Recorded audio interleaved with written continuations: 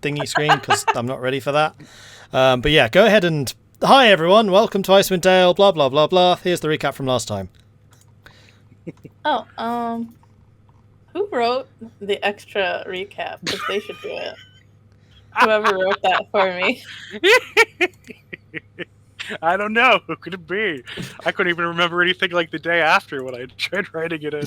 If you wrote it, you wrote your own. You wrote Tahko. Tacho.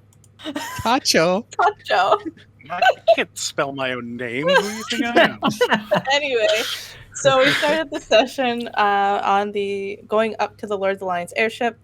We chatted with the captain of the airship. We got a tour of the place. We also spoke with the speaker of Targos, Maxildano. We know that he plans to use the airship as a key talking point to be voted in as the new head speaker, but we don't know why. We also found out that there's somebody that's part of the Arcane Brotherhood that we're investigating in Icewind Azkaban. I can't remember the name of that place, sorry. Revel's End. Revel's End. So there's that. After leaving the ship, we meet Aorus and have an awkward encounter, at least Elora does. Later in the night, we all get drunk with Kelvin's company and the East Haven town speaker, and Aorus, I think he was there too. The next day... Tahko gets pissed drunk.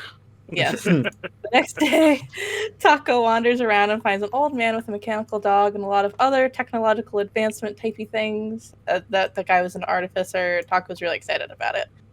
We hang out at the Northlook, and then we meet Kadroth, who's the standing-in speaker for Caer Dinaval, and he tells us a bunch of things. He wants to make a really good impression on us because he also wants to take out the Durgar. We don't really know why he hates the Durgar so much. I mean, they are kind of a problem, but he really hates them. We also learned that Aorus is not the leader of that group. She's just seeking sanctuary with the Black Swords. And then Irilyssa gets mad at us and we get drunk with Trovis. Yay! Woo! Yeah. I think that's about it.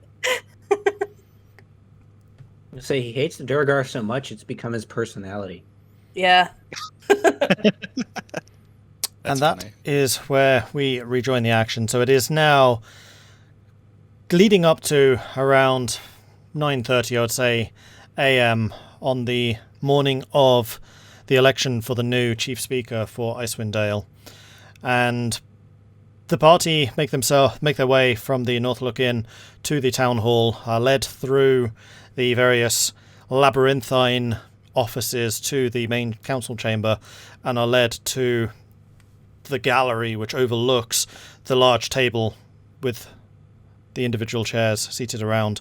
At the moment there is nobody else there. There are maybe a couple of the other guests and VIPs, but it looks like we are basically in waiting for when the speakers will make their entrance. Okay. And then we're going to fast forward about half an hour. You're going to suddenly change your faces and change your characters to becoming the various speakers of the towns. Now, I did have a thing set up for this. Where is it? I assume we have video working now? We do. It was that one. Yay! But, Oh gosh. that's not Uh-oh. working as I expected. Oh, now we're now we're Uh-oh. all in a split dimension. The transporter messed it up. There we go. What happened? Transporter accident. All right. Much easier. There we are. So, would you like to give a quick description of each of the speakers as they arrive? We'll start from Danath of East Haven. Hold on. I don't know. So you have to start with, "Hi, I'm Trips, and I'll be playing." Hi. Hi, I'm Trip Starlake, and I'm playing damage today. He is the speaker of East Haven, and he is humble and forthright, somewhat bubbling, but good-natured. That's what I got. Is that okay? Yeah, I don't think I actually have a better description of anyone, so we'll forego the descriptions, and I'll just say, okay, this is the person coming in. You can be like, hi, I'm playing such person.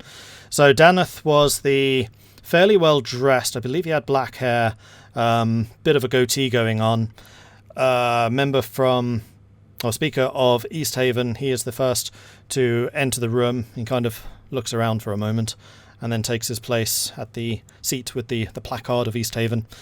Next up, we have got Aorus, the half-orc from Tourmaline. He's of bigger, stockier build than many of the other speakers. His fangs protrude just a tiny, tiny little bit. His ears are very, very slightly pointed, and his general complexion is rather greener than many of the others. And Aorus... Go on. Hello, I am Highwind, and I will be playing Aorus tonight. Why is he Austrian? He just It always has been. Always Yeah. The last time we met Aorus, I definitely played him a little bit slower than he's supposed to be, so slightly sped up speech methods definitely fits the character more. My notes say intelligent and energetic, bright with a good sense of humor. And my notes say Arnold Schwarzenegger, so there you go. Yeah, it's not at all the same. You gave me these notes. I know. Then after Aorus, we have got Trovis coming in, the speaker of Keokin, a silver dragonborn. This time unarmed, so he's still got like the holster of his greatsword on his back. He's still got the cloak over his shoulders, and he looks around a little bit, takes his place at the table, and then not very subtly kind of reaches into a coat pocket, pulls out a flask, and sticks that on the table in front of him. Yep. And I'm trading one silver dragonborn for another, and I'll be doing the Trovis, who is probably Zagrax would probably be in a similar state, considering that he's also plastered, That is true, actually. or Yeah. at least hung over. Yeah. All right, next up we have got... Let me just get my notes for Keokin, the speaker from Bremen. Keokin is a Goliath. He walks in with a crutch and a heavy kind of shuffling gait, where he's still clearly not used to walking with this crutch. It's the stump that ends at the base of his knee is still heavily bandaged up, and the injury still looks pretty fresh. And he also has an eye patch over his right eye, covering another injury that he clearly sustained. And he looks around at the other gathered members and then takes his seat as well at the seat listed as Bremen. Suppose it's me. I'm going to be playing Keokin. Well, you've got a clean slate. Yeah. I've got the notes: proud, rugged, and worked as a hunter. There you go. Make sure to do a voice that'll be incredibly hard for Mordred to do. So if you have to do it again later, you get to enjoy it. Well, I was thinking of this. Like, most of the Goliaths are Scottish, but Keokin is born and raised in the 10 Towns, so he would sound however you want that to sound. Oh, okay.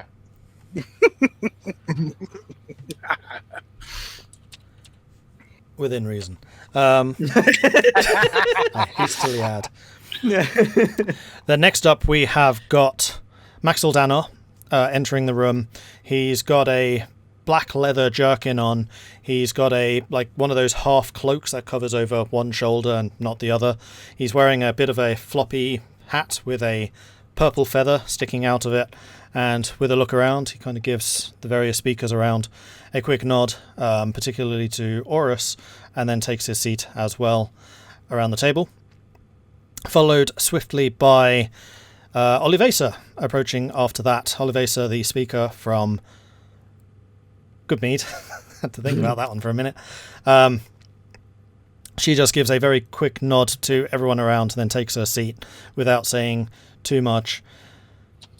Then we have Duvesa sweeping into the chamber with another man at her shoulder. She's clad in a blue tunic with not exactly a scarf, but a brown collar around her neck, which is fitting fairly snugly, and she takes her place at she moves over to where the head of the table would be, and then kind of realizes that space is currently empty, and does like a double take, looking around the table to see what spaces are still available. Eventually sights where Bryn Shander is, and then makes her way over to that, clearly a little bit off-put by the fact that the places have changed. This is not what she's used to.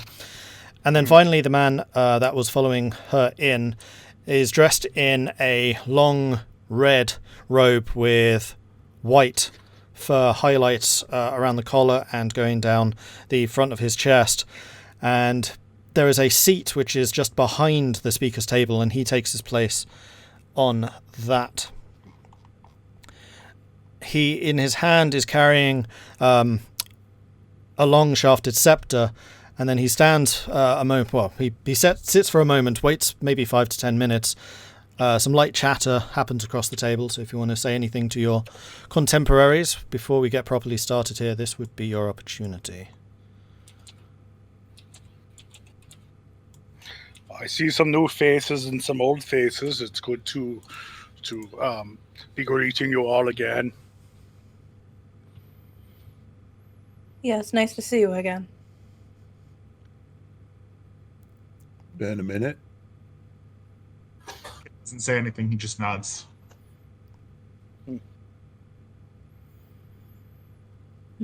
And after some time, the man stands from his offside seat. Those of you who have been here before would know that this is Council Secretary Brolmir. He is basically the one who makes sure... what would the equivalent be? In Britain, it would be like the Cabinet Secretary or the Speaker of the House of Commons, kind of those two roles mixed in one. In America, I don't know. He's basically the one that makes sure that all of the members of Congress are on time and like organizes the agenda and stuff like that. Okay. And he rises, "Order! Order!" banging the scepter on the ground as he does. "This council meeting is now in session. In attendance we have," and he goes through naming each person, "Daneth of Easthaven, Keokin of Bremen. We have got Aorus from Tourmaline, Trovis from Keokin. We have got Maxildano from Targos. We have got Duvesa from Bryn Shander, and we have Olivesa from Goodmead. The first order of business for today will be whether Cadroth will be permitted to speak on behalf of the town of Caer Dineval.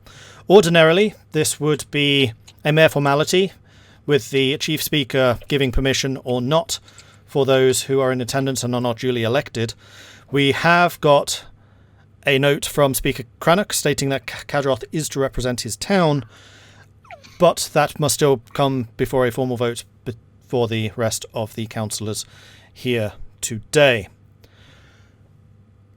And he kind of looks over his shoulder and gestures to the guard that's standing by the door, and the guard pulls the door aside, and there standing is the rather rotund tiefling Cadroth. Cadroth, you may enter. The floor is yours. Do you have any words you wish to say before we put to the vote whether you will be permitted to vote to speak here today? Well, in fact, I do believe it is a pleasure to make all of your acquaintances. Well spoken, well spoken. Do you have anything more for us? Only that I seek the best interest in the 10 towns, and I hope I could do Canuck proud. Very well. We bring this to the vote formally then. Do we have any dissenting voices against Cadroth being permitted to stand in place of Caer Dineval at the table today? Easthaven, what say you? If Cadroth is here with the best interest of the 10 towns, then I don't see why not, if Crannock is truly too ill to attend. Brayman, what say you? If Cadroth is ill, or rather, this is my first time doing this. I have no problem with it. Thank you. Tourmaline, what say you? I'm okay with the current state of things. Is that a yes, he may stand, or a no? Yes, he may. Caer Koning, what say you? If he wants to do good, who are we to stop him? Targos, what say you? Targos is fine with this. Bryn Shander, what say you? Yeah, get on with it. Good meat, what say you? I guess.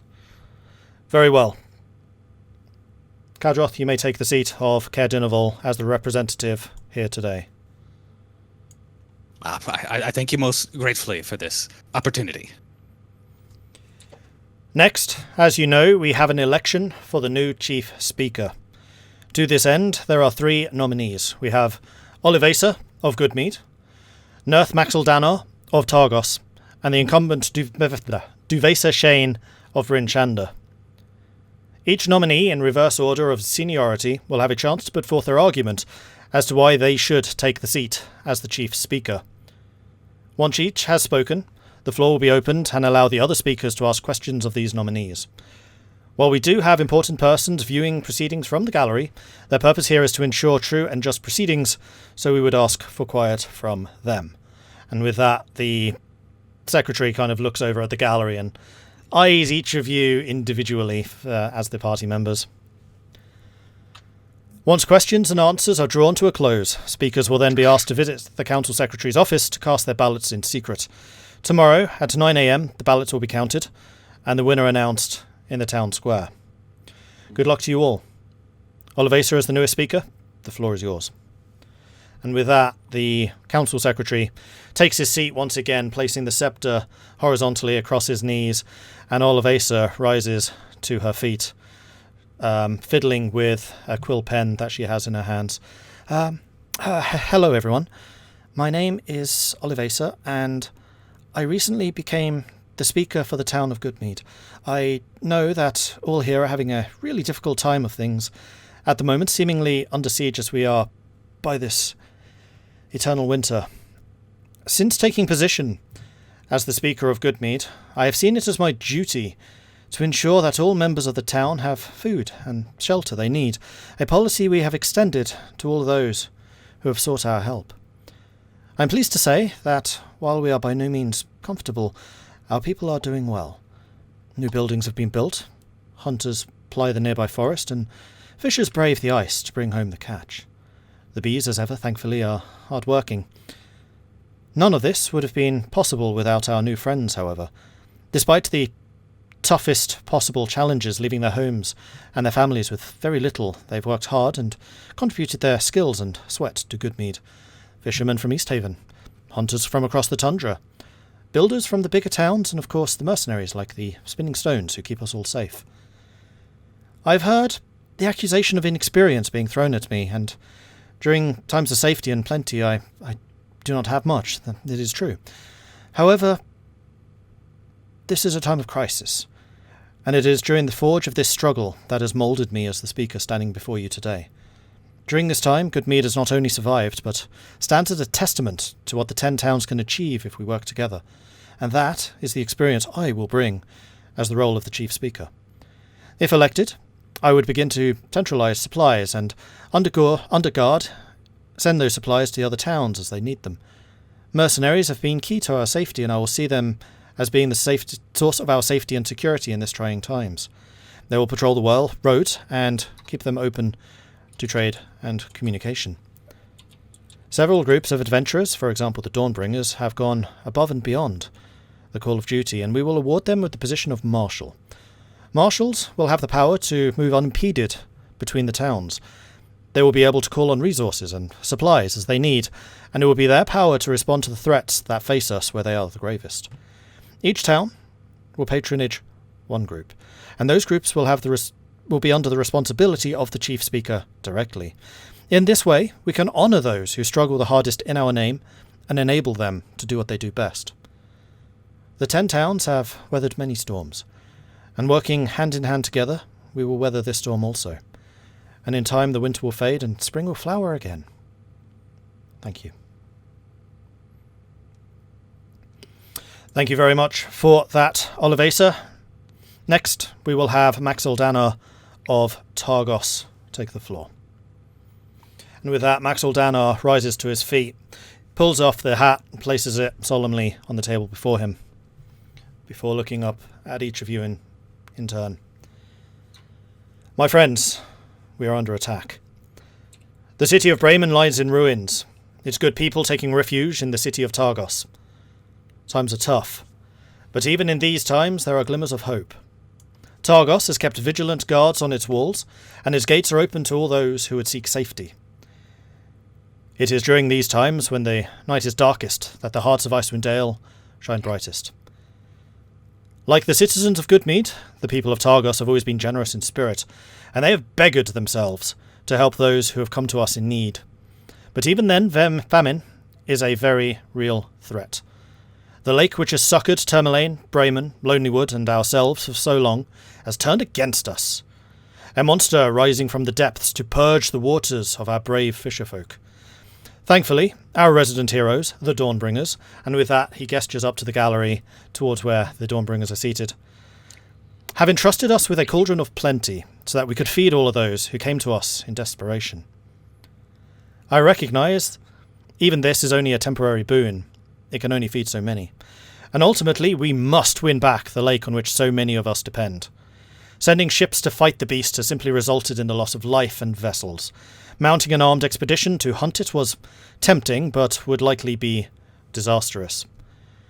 So much armour worn on such a thin sheet of ice. No, we must search outside the box for ideas on how to combat this.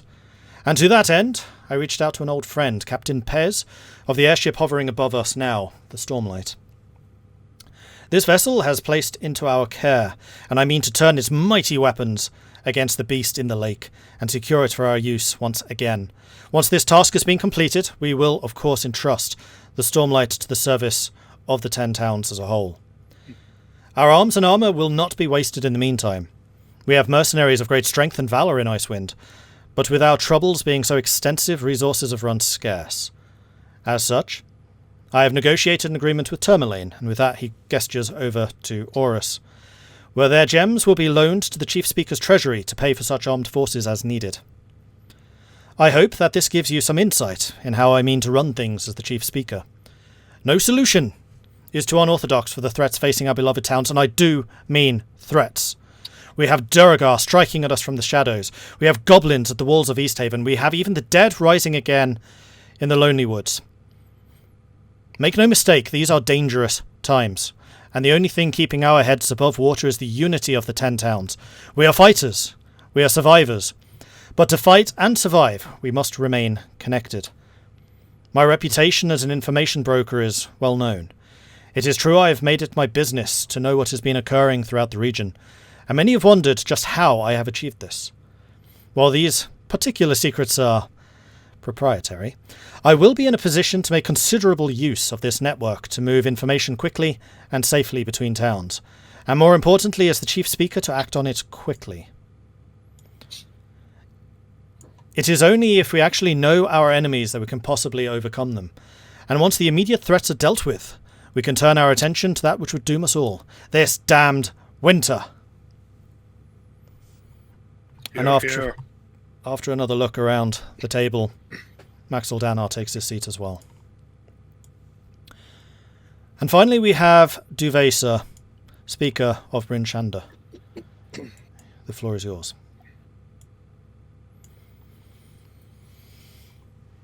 My fellow speakers and citizens of the 10 towns, you know me, and I'm not one to bandy words. We're in trouble. The proud people of Icewind Dale are an hardy folk, rugged and tough. Usually, when the blizzard blows in, we batten down the hatches and weather the storm. But this is a storm that just keeps on blowing, and we need a change of tactics. Up until now, my instinct has been defensive and reactive. As much as it pains me to say, Maxildano has the right idea, bringing in the Stormlight. We have friends out in the tundra.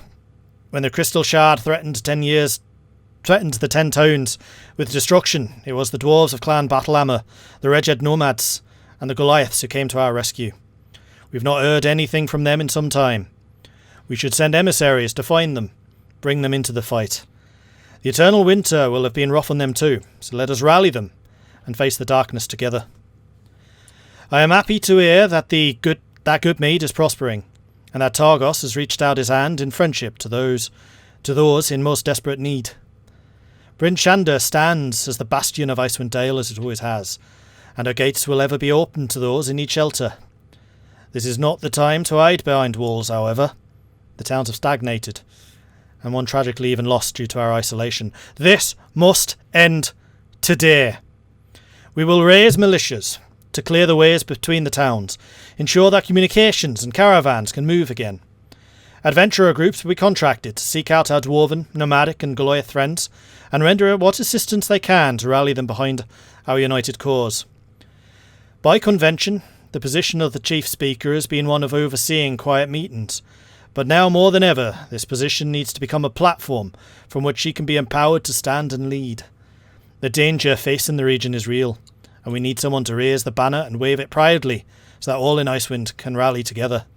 This is bigger than just the 10 towns. Give me that platform. Give me that banner, and I will ensure that all heed the call. And with that, Duvesa also takes her seat. And once more, Council Secretary Brolmir rises. Thank you for that, Madam Speakers, Master Speaker. I now open the floor to the general questions for the other speakers in attendance. Once the floor closes once more, the vote will be held.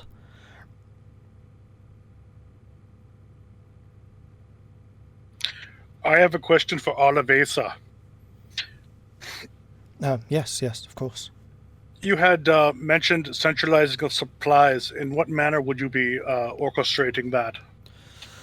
We would need to select a town, most likely Bryn Shander, as it is the most central, or possibly East Haven if it's for the eastern towns, and have everyone bring their supplies to that town and then send them out from there as they are needed.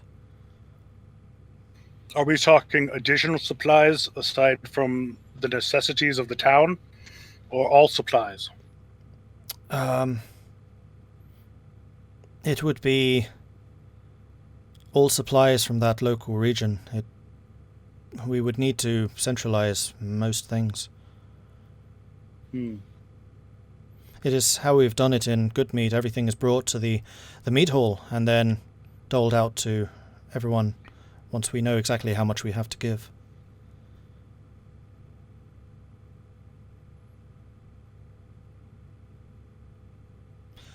Do we have any other questions? I have a question for Duvesa. Right. I agree that we are certainly under attack and we need to come together and raise militia. However, you failed to elaborate on what you would do about the current plight of our everyman. Famine is a serious problem in East Haven and many of the other towns. And I don't know, how can we raise militia and adventure groups to go off on these try to get everyone together when we don't even have enough food to eat? That's a good question, and I'm pleased to hear now that Targos and Goodmead, among others, are doing well for themselves, and it would be on those towns and of course Bryn Shander doing what we already do to provide the provisions and the supplies for others. The problem that we have had in the 10 towns is trade. It hasn't been happening. So we would need those militia to ferry the goods between the towns to make sure that goods and supplies can flow again. Okay. I too have a question for Duvesa. Right. You stepped down from this position, calling a vote of no confidence for yourself. Just to correct you there was no vote of no confidence. I stepped down before it was held. Even so, you agreed then?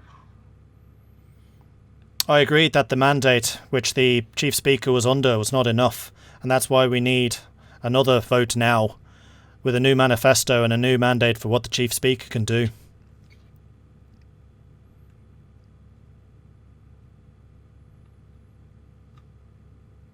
If I may, I too have a question for Duvesa. Go for it. I had heard you mention about the great threats and rising up forces to combat them. But I hadn't heard you mention anything about perhaps the biggest threat to all of the 10 towns, Duergar. Had not heard you mention them at all, and I'd be curious if you were even concerned.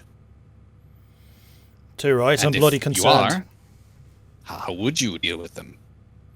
Well, I know that the Black Swords have been well equipped and well able to deal with the Duergar threats in East Haven, and it would be the advice of the soldiers on the ground like yourselves to advise us in how best to combat these threats as they arise. I'm also aware that there is a fortress that has been found in the south, and I mean to move against that as soon as we can. I've already dispatched scouts to go and start checking the place out, see what exactly is there, if it's even a credible threat. Very good, yes. To finish my line of questioning, why... I'm trying to word this delicately. You Why don't need to be did it- delicate. Speak your mind! Why did it take the destruction of Bremen for you to do anything? Forgive me, but we haven't been doing nothing. Bryn Shander has always been the bastion around which the rest of the 10 towns always seek sanctuary when the times get tough. And the population of Bryn Shander has exploded since the Eternal Winter has started. We've been doing all we can, but I agree, we need to do more. And that's what I want to do now. We need to do more. Perhaps with someone new, though. A new set of eyes. That is your prerogative to decide. I have a question for both Olivesa and for Duvesa. We shall start with Olivesa as the least senior of the speakers here. Yes, of course. Well, the question is the same for both. We've heard some issue regarding the Duergar, and I'm not quite sure the severity of the Duergar threat, but certainly the threat from the lake itself is quite actualized, given that we've lost a town to it. Not simply the lake creature, but whatever it was that was freezing people in the town itself of Bremen before they evacuated. And neither of you particularly in your speeches addressed this issue. What exactly do you plan to do for the western area of the 10 towns? Gosh, that is a good question. It is not one I had come particularly equipped to answer. I must say, I like Maxildano's idea of using the airship to track whatever it is that is in the lake. Had such a beast been ruining the fishing and the fishers of Goodmead, then radical action would of course need to be undertaken, and I would support this wholeheartedly.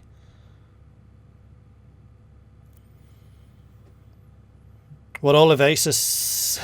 need to get the voices right again. This is the most difficult part. 3 different voices, 4 different voices all at the same time.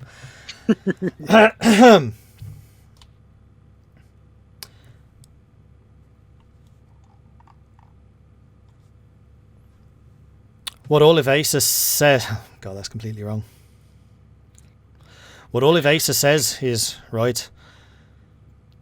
We do need a radical solution to the threats of the lake and any other threats as they arise.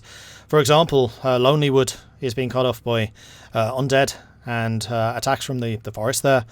And I've already offered a contract to one of the adventuring groups well known to those sitting at the table today to go and check what the threat is and to resolve it in whatever way they're able. And I must say, and I must extend enormous gratitude to Maxildano for his clear foresight in bringing a ship, an airship no less, to our support here in Icewind Dale. And I am sure that unleashing the ample ornaments that this thing has will be able to cleanse Maer Dualden of the beasts that live within.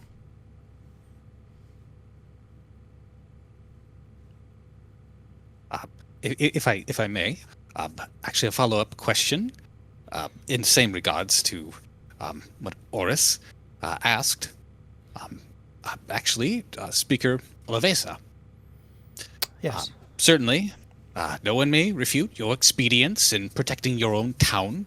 Under my leadership of the Black Swords, we've put down many Duragar and protected East Haven and Caer Dineval. I've news that you've refused the assistance of the Black Swords in your town of Goodmead. And if I may ask, under what confidence was this choice made? Surely then you must have plans to defend your town and others that you've seen ailed by their coming, their blight.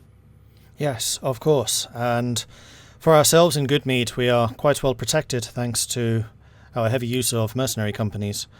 I felt it was a issue of resources, and that if you were extending soldiers to Goodmead, those would be soldiers that were not stationed elsewhere where they would perhaps be more needed. Prudent, but we do have forces to spare. Well, we would always be grateful for any further assistance, but we really must look to the places more under threat. You say for yourself that East Haven is well guarded against the Duragar, but there are other threats that face East Haven as well. Surely you would be better positioned there, facing off against, for example, the goblins. Absolutely. My men are prepared to defend East Haven to the goblins. I do worry, given the information that we've gotten from our good friends, the Dawnbringers, of a fortress that is located not very far from Goodmead, perhaps just past the lake and past Dugan's Hole. So we were quite concerned now Yes, hearing this.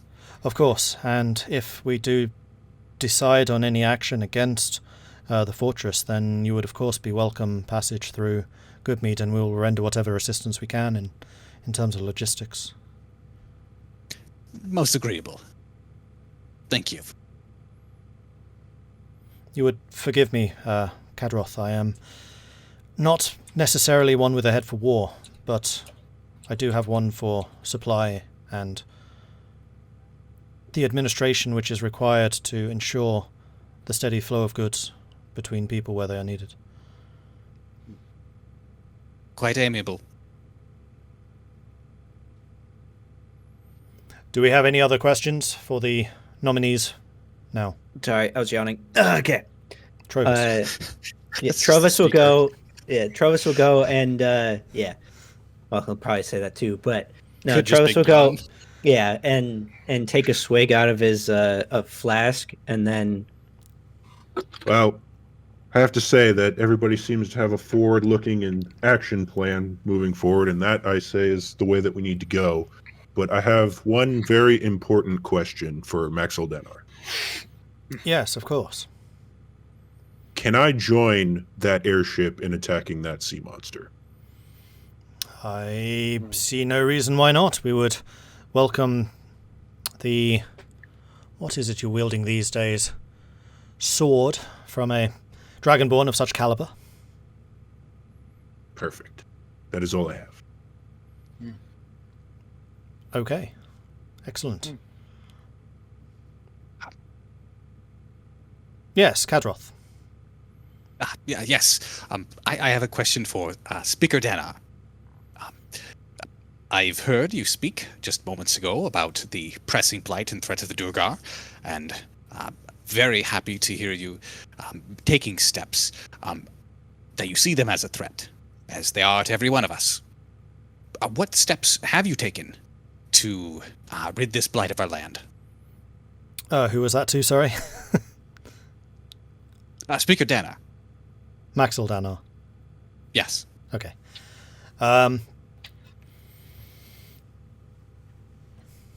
We have been keeping watch on where we can find the Duergar activity.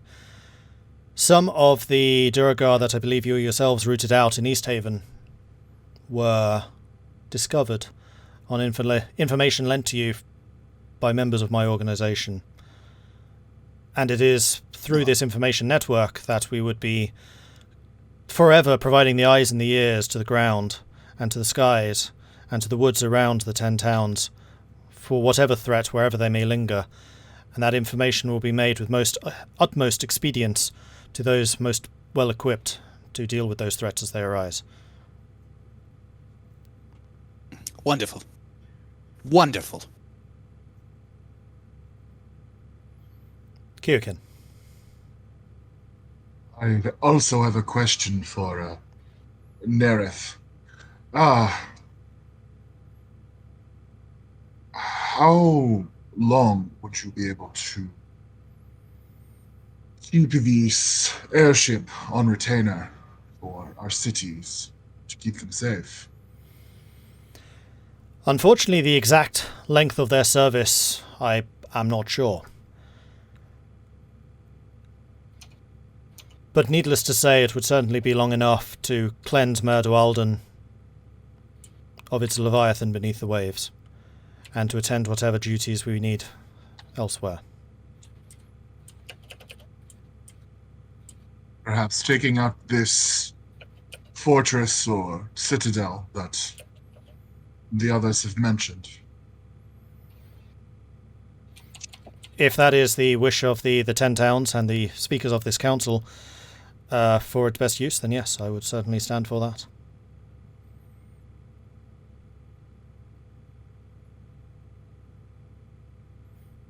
But I will say that my number one priority at the moment is for it to be used against Myrddin. We cannot send ships out into the lake through normal means. They will simply be shattered apart and splintered, as so many have done, so many have before. Attacking this thing from the sky is the right way.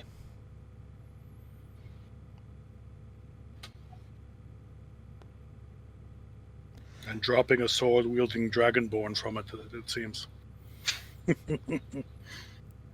It would certainly be a expedient end. The beast wouldn't know what hit it. Precisely. I also have a question for Maxildano. Yes, of course. Your plans are mighty, and I admire that. However, I wonder if your plan to save the 10 towns is really only more concerned with the west side of the 10 towns, and you don't really know what is going on the east side. While what happened in Bremen is an absolute travesty, East Haven has had trouble after trouble happen, and I can't imagine it won't be long until that happens in the other towns on the east side as well.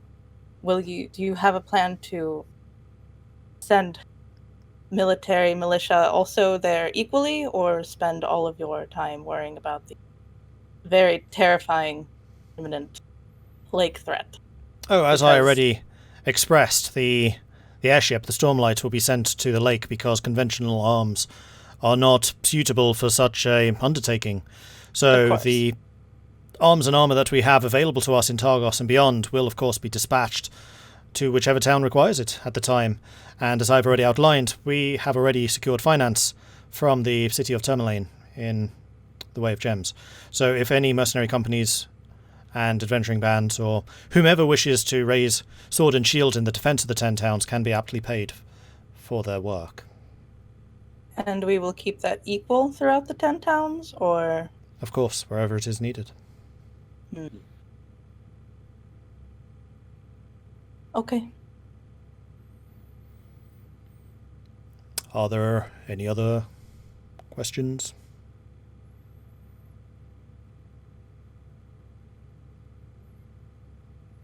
Do any of the nominees have a final word they wish to express to those gathered? No, I've said all I need to say. No, but thank you. No.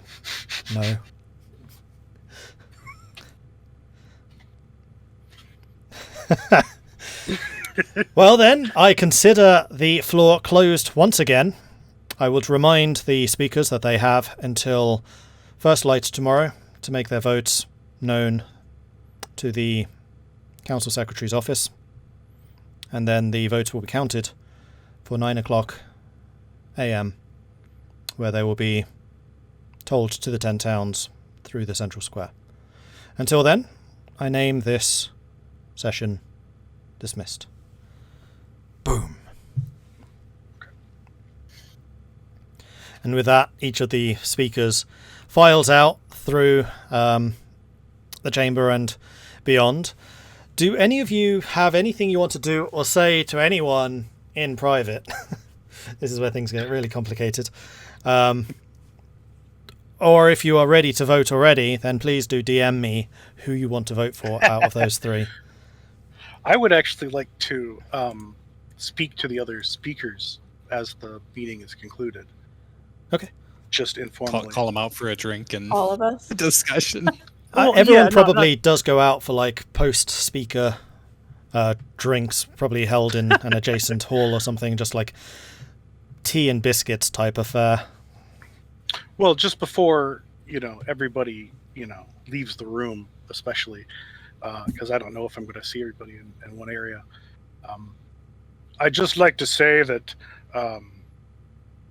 running one town alone is quite a job. Running 10 is something else entirely. All three of the nominees today have a special skill in their particular focuses. Once voting is done, no matter who wins, I think it might be good to empower the others as ministers in their particular areas. For instance, Danar as Minister of Information, Olavessa as a Minister of Resources, and Duvesa as a Minister of War. That way you can gain the most access from all of the skills available. It's truly only through cooperation that all of our towns will flourish. It's a shame that cooperation must first proceed with a competitive vote. Hear, hear. It does sound most agreeable. I guess I would be somewhat concerned of somebody in the Cabinet of War who seems to have taken no action. Says Hear, hear. she'd like to take action, but I haven't seen it. Also, it might be worth looking into exactly what powers we'd be granting the new speaker. We don't want them to be able to trod upon the individual rights of an individual town, but we still need the sweeping abilities to deal with the threat at hand. Also, perhaps whatever powers we grant should be rescinded in the summer or spring to prevent an abuse. Once all of this is cleared out, yes? I know the Black Swords, they would be very happy to help contribute and perhaps act as mediators in each of the 10 towns.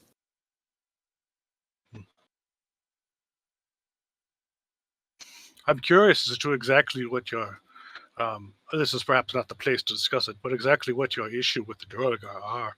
We've had no dealings with them over in western of the 10 towns. I feel like we have much more pertinent threats unless we are assured that they're forming some kind of military action against us.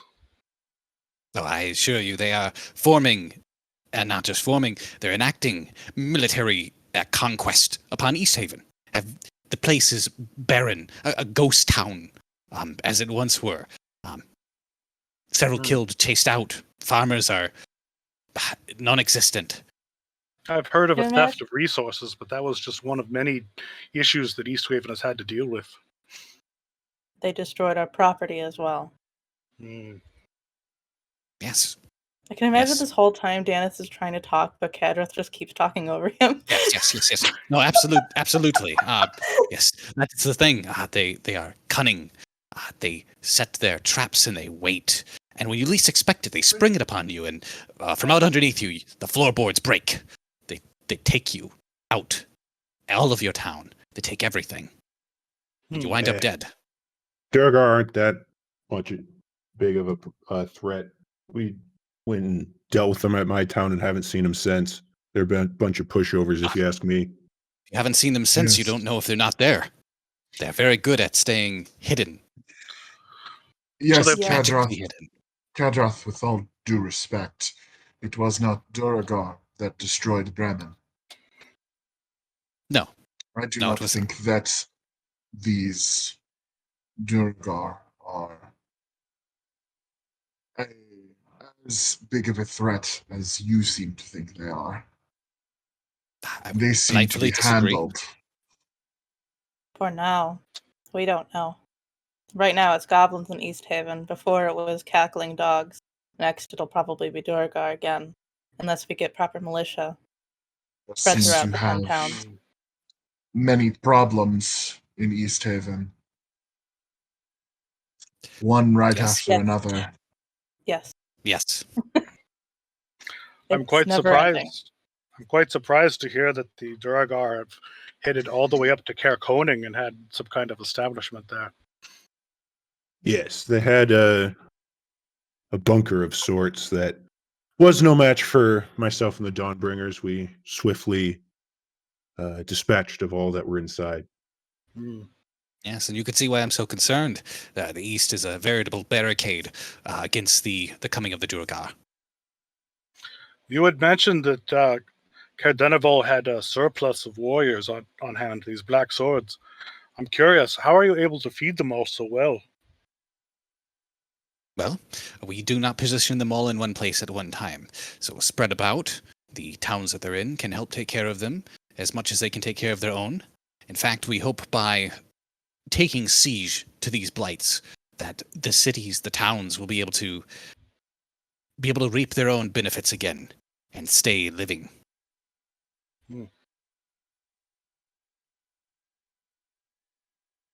I'll take all the help I can get, to be quite honest.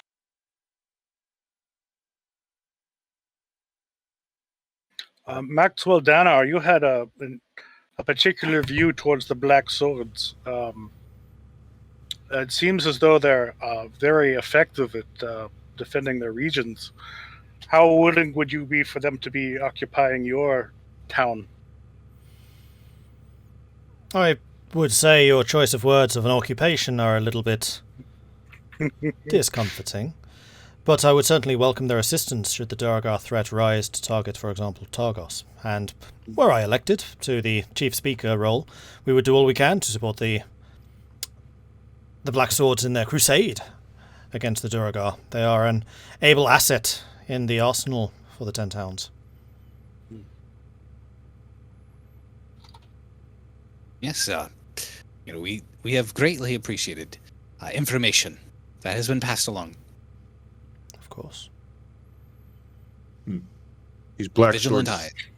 continue to be brought up. I'd like to see their ilk in action sometime. Nobody seems to be dismissing the fact that they are good at dealing with the Duragar. Yes, actually, I'm interested to know how the Black Swords came to be. Hmm. You seem to rise out of nowhere. No, we've I have been well traveled, and I have met many a kind throughout my time, and we have found a perfect reception in Cardenavol. The speaker was very happy to have us. He seemed very ill, and we were able to try our best to continue to help him. And through that alliance, be able to seek those who would be interested in the same things as we are, making sure that the 10 towns would stay safe.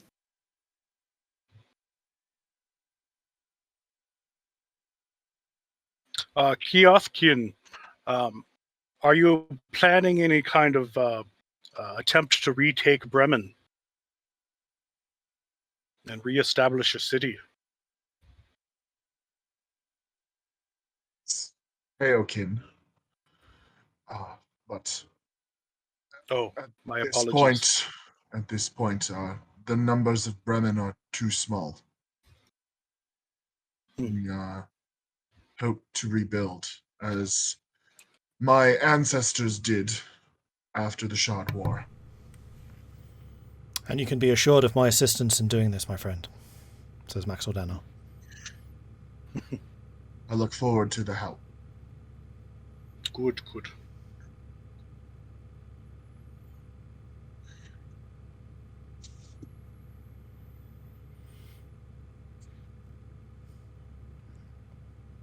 Any other questions? Missives, statements? Well, the talking's done. It's Yes. only time for one thing. Drinking. And voting. Yes, this standing does leave me quite weathered. Yes, I could certainly use a tipple, says Olivesa. So with that, you probably all head out from the town hall, either dispersing throughout the city on your own missions, or if you're going to accompany Trovis on a bit of a drinking session, probably head off to the Northlook. Oh yes, I'd be most interested in talking to Trovis about Carcone and making sure he feels safe. Oh, I feel safe wherever I go, but you're more than welcome to join me in drinking. And as Trovis is saying that, he's like putting the greatsword back in his scabbard. Yep. I've partaken in a revelry or two in my day. I think I will accompany you at least to partake in discussion. As a rather large grin probably accompanies Trovis at that point, because this poor dog has no idea what he's getting into.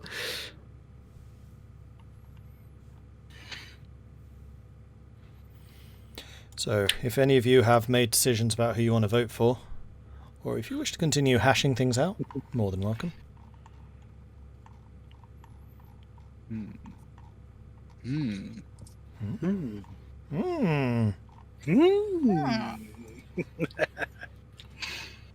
I think I know.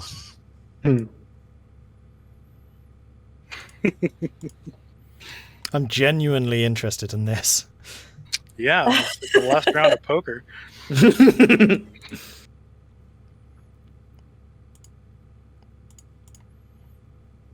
It's rough because it's like, there's who I, myself, want to vote for, and then there's who Zagrax would want to vote for, and then there's who Trovis would want to vote for. And you're like, which thought am I having right now is coming from which person? Right? Because only one of them gets a vote. Yep. Right. And you've got to see this from the perspective of the character you're currently playing, not your player character. Well, hey, Or the player. how would you like us to message you? GM a message in here, or just DM me on Discord. I have it open at the moment. nice tension right there? Oh, yeah. I'm just updating my notes for the different votes as they come in.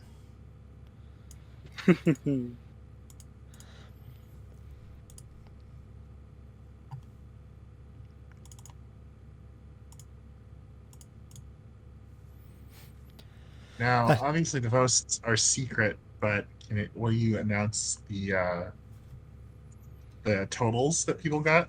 Yes. All right. Mhm. That's awkward air silence, but like I'm thinking real hard. Mm-hmm. And it is at this point where if you have anything you wish to say or do as your player characters, you can do that too. I'm just hanging out. This is where the branches kind of unravel a little. Right? The like how- whole time that we were listening to this, Vulwin, Elora, and Irilyssa were trying to keep Zagrax and Tahko from yelling. Very likely, yeah. We like didn't even really listen because we were so busy. Yeah. Like, shh, you can't talk! I was actually really Well, disappointed because I wanted to see your reactions as various things came up during those speeches, but I had I had the cameras blocked because I had my big sheaf of notes up. Fair enough. You had good speeches. No, Took I me a find while it to interesting write.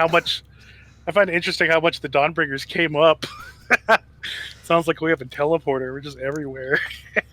I We mean, could just it's kind not of wrong. march on into town and then march on out. Like, Just kind of we wander spend all no over time. the place. Mhm. You are the Icewind Dale's troubleshooter, so it's not that surprising. No. True. Righty. Oh boy. We're everywhere. Well, Bremen's been turned off. We just have to turn it back on again. Yes, because that's how rebuilding cities works. Yeah. I mean, Yeah. we'll see with Bremen. It got turned off, and I just got to turn it back on again. Deja vu. It worked once. Maybe it'll work again. That's actually why there's a Goliath population there now, because Bremen, I think it was 2 cities, I think it was Bremen and maybe Keokin, were resettled by the Redhead nomads. Yes. Oh, okay.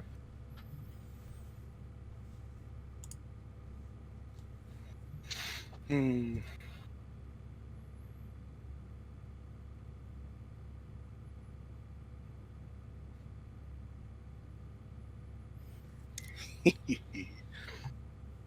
To a tie, we're gonna have to drag that old lady up here and get her to. Oh God, no! Or- please Yeah, it's gonna make be not the -1 old lady. to- Make the Oh my Inuit gosh. person who didn't show Yeah, up. Taco meets the Dugan's Hole representative out on the outskirts of the town and be like, "It'll stay a Melts her tie." face. Yeah, The Metro voted for Arl. I don't think it would be so much as Taco meets the speaker of I love that. Dugan's Hole. It'd be more of Taco's mace meets the speaker of Dugan's Hole. Oh my gosh. I do love the I voted sticker though. Yeah. Perfect.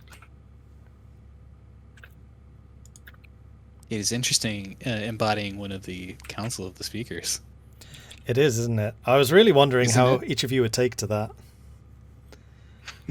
I think Ethan wins the gold star of the getting the hard questions and rolling with it. Well, I don't know what you mean. Yeah, I'm so glad that you had a chance to talk to him last week so I could characterize him a little bit, help out. Yeah, right before that too, when I knew I was going to be him, I was like trying to make up voices. I'm like, man, if I don't actually hear the voice, I'm just making up whatever. I thought you did really well with that. Yeah, I think he sounds a Thank bit too suspiciously like a lizard that I was once not a Oh, fan of. Oh no, I could totally change that voice. I could change that voice. I was thinking about it. That lizard was way nerdier. Lemmy. It's close Oh, enough. Lemmy. Yeah, Lenny left some Alien. Yeah, he had a bad hit taste in my a mouth. voice. Yeah. Nobody liked Lemmy. No, nobody liked him. I think I have my decision. I've I already type voted. a lot. I did too. Wonder why. Subtle. I've also made my decision. Okay. Sorry I took so long then. don't- we have until the next morning to vote, so not worry. Don't worry, the vote's rigged anyway. It's not important. Yeah. Trovis Like forgot the- he had to vote. He's just interested in drinking. I literally No, just sent that to Warbird. No, Yeah. I really think Kadroth would be like, don't forget to vote. vote. He does forget to vote. Hmm. Sure, that's what I'm going with. I didn't think I was going to do this, but this is what I went with. Okay. Yeah, I know who the Dawnbringers wanted to vote for aren't coming in. It's like, but after embodying other characters, like, now I Yeah. gotta see it from a whole different perspective. Yeah. Yeah. Yeah.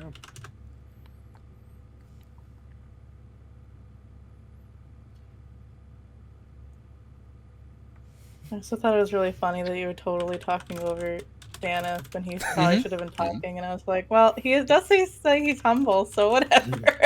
My favorite thing was to try to match exactly what you're saying, but say it like just at the same time. Yeah, it's like opening my mouth like, excuse me.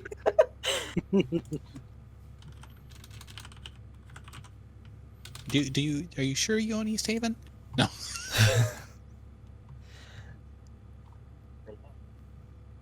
He's trying not to be such a pushover, but you know. He's trying. Yeah, all the gnolls, all the goblins, all the witches in caves. It's real troublesome.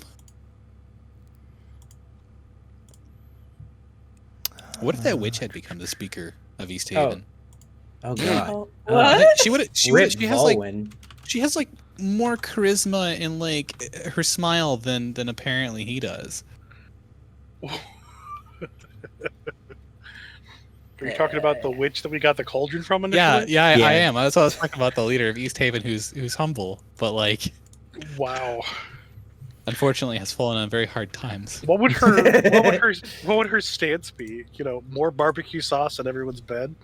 Honestly, she'd probably ration it out, and she'd probably feed the whole town. Are you kidding me? Yeah, well, she'd the whole feed town of like 3 She people would afterwards. probably.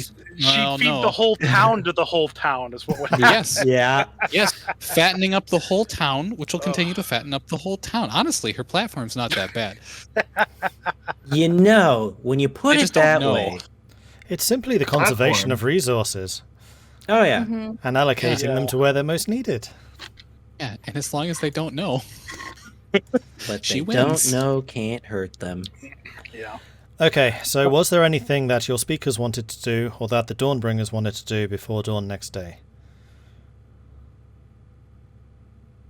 Uh, wow, that was shit. No, I'm just kidding. Yes, I believe Aorus would like to deliver his secret love letters. oh No! god. How calculated was it giving Highwind Aorus after the ribbing that's gone through everything?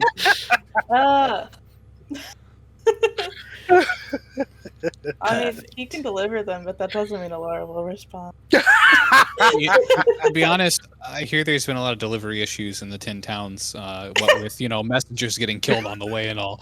So Yeah, Yep, there you go. and Elora's really been on the move. There's a good chance she'll never get them.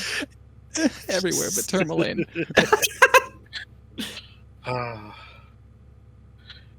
I think Trovis is drinking and Zagrax is dealing with the after effects of drinking with Trovis. By drinking more. Yeah. Eh, Hair of the Dennis dog. is just there by proxy because he's staying at the Northlook. Okay. Yeah. Well, in that case, we will move forwards to 9 o'clock in the morning, the next morning. And are any of you going to go to the town centre for the announcement? Like, what are you doing? yes. As which character? Both. No. Yeah, both will show up. Yeah. You say that like they would both show up. All right. I got a quick question. That Trovis request to be on the airship, was that you or was that Mord prompting that for you? Oh no, that was me. Oh, awesome. Trovis, what are you talking about? I mean, Trovis Nice. would quite. Good. That looks like an adventure. Right? Yeah. Oh, Hear ye, hear ye. The votes have been collected for the new chief speaker of the 10 towns. Hear ye, hear ye. Yes. The votes have been collected for the new chief speaker of the 10 towns. Hear ye, hear ye. Get on with it. Maxildano stands as the new chief speaker of the 10 towns. Maxildano, Nerth Maxildano, speaker of Targos, has been duly elected as the new chief speaker of the 10 towns.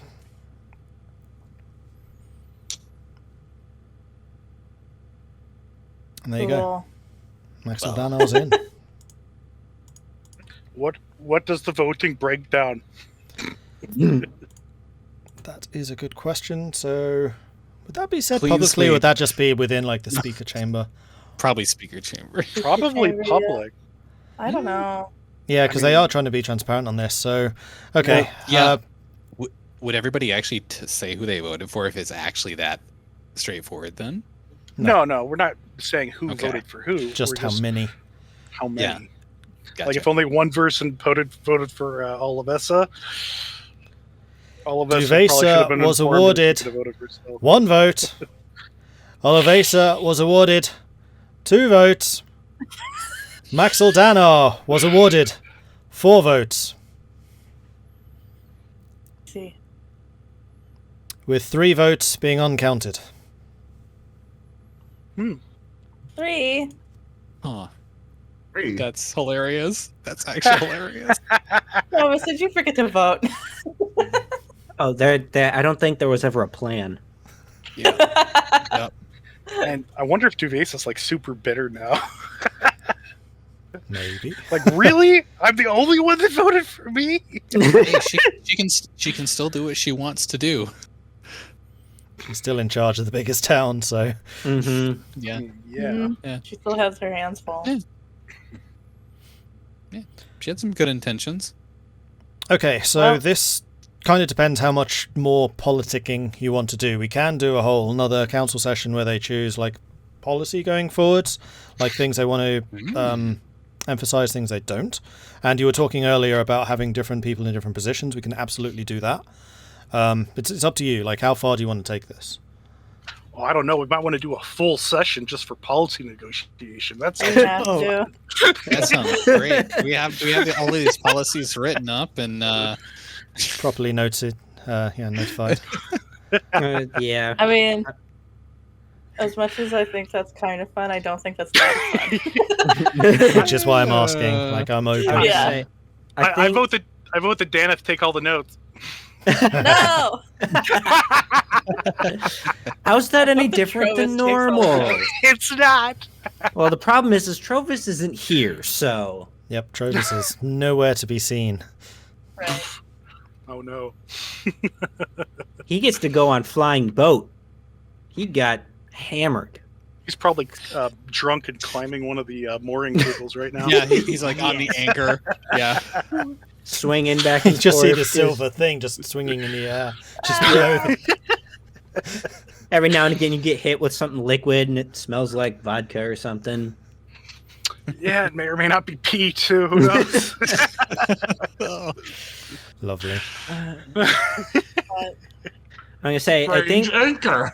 yeah, I think I think we can all agree on that the party would definitely go to the first council meeting, especially after talking with pretty much all of the speakers and our name getting dropped heavily. Arguably, they'd probably request us there. But Well, yeah, it's not such a special session as the election session was. So you Right. probably wouldn't be like explicitly invited, but regular council sessions I think are open unless they're expressly like closed door. Mm, eh, but definitely Zagrax after he sobers up would just make it known that everybody had good ideas. Just because one person won doesn't mean that the other ideas of the others were bad. Right. Stuff of that nature. United doesn't mean united under one person. Explicitly united means united with one person at the lead.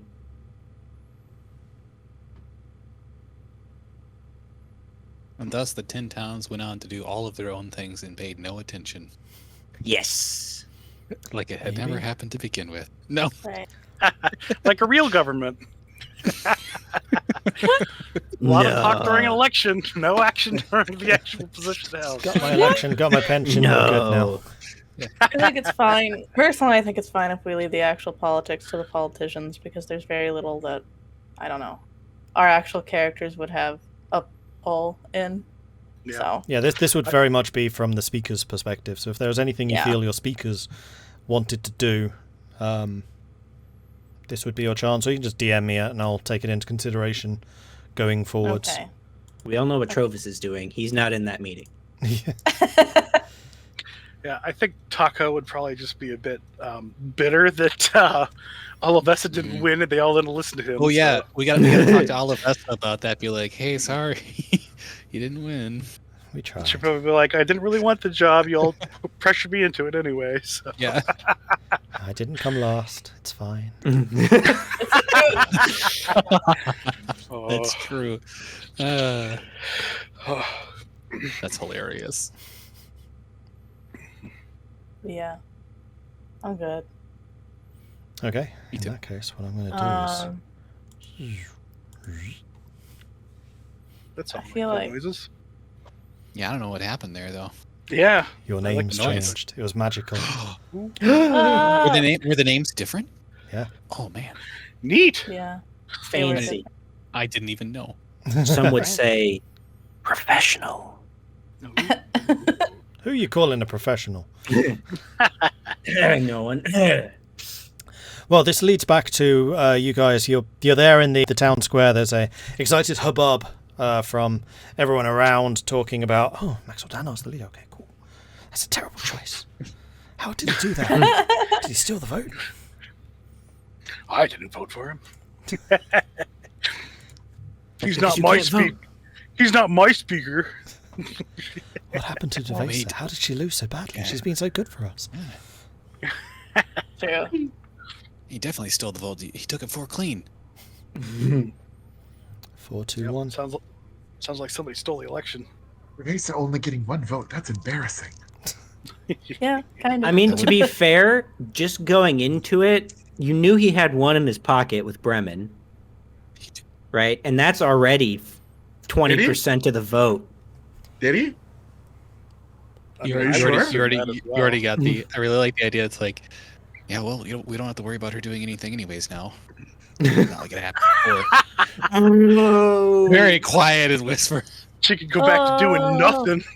But Yeah. I guess to it's be just- honest. Oh, sorry. Go ahead. I was gonna say my point is just you get yourself and 2 other towns to go with you, and you've already got 30% of the vote anyway, which is almost close enough. You just need 1 or 2 more people, and you're golden. Well, Are you implying that the travesty at Bremen was his fault? No, What is I'm not this? implying anything What of the is sort. this? If I was going to imply anything, I'd think this imply is- the fact that East Haven continually deep gets rigging attacked right here. is the fault of the whatever they are. Like swords. Black Swords. Black Sword. I was about to say Black Company, but that's completely different. You Black sword. the big issue is you'll always have a hard time breaking the Western bloc of voters of Western 10 Yep. towns. Right. No, Joke. Well, not a are joke. we gonna go It's- to it the is. Lonelywood now? Yeah. So- let's do that. Yeah. The options open I to think- you at the moment. You do have the airship going to the lake, which you could probably request to join if you wanted to. You do have the contract to Lonelywood, which Devesa had open, still open, or anything else you want to do, really. Yeah, I think we have like 3 Can we take choices. the airship Yeah. to the Lonelywood? Yeah. Just drop out. Exactly on the way.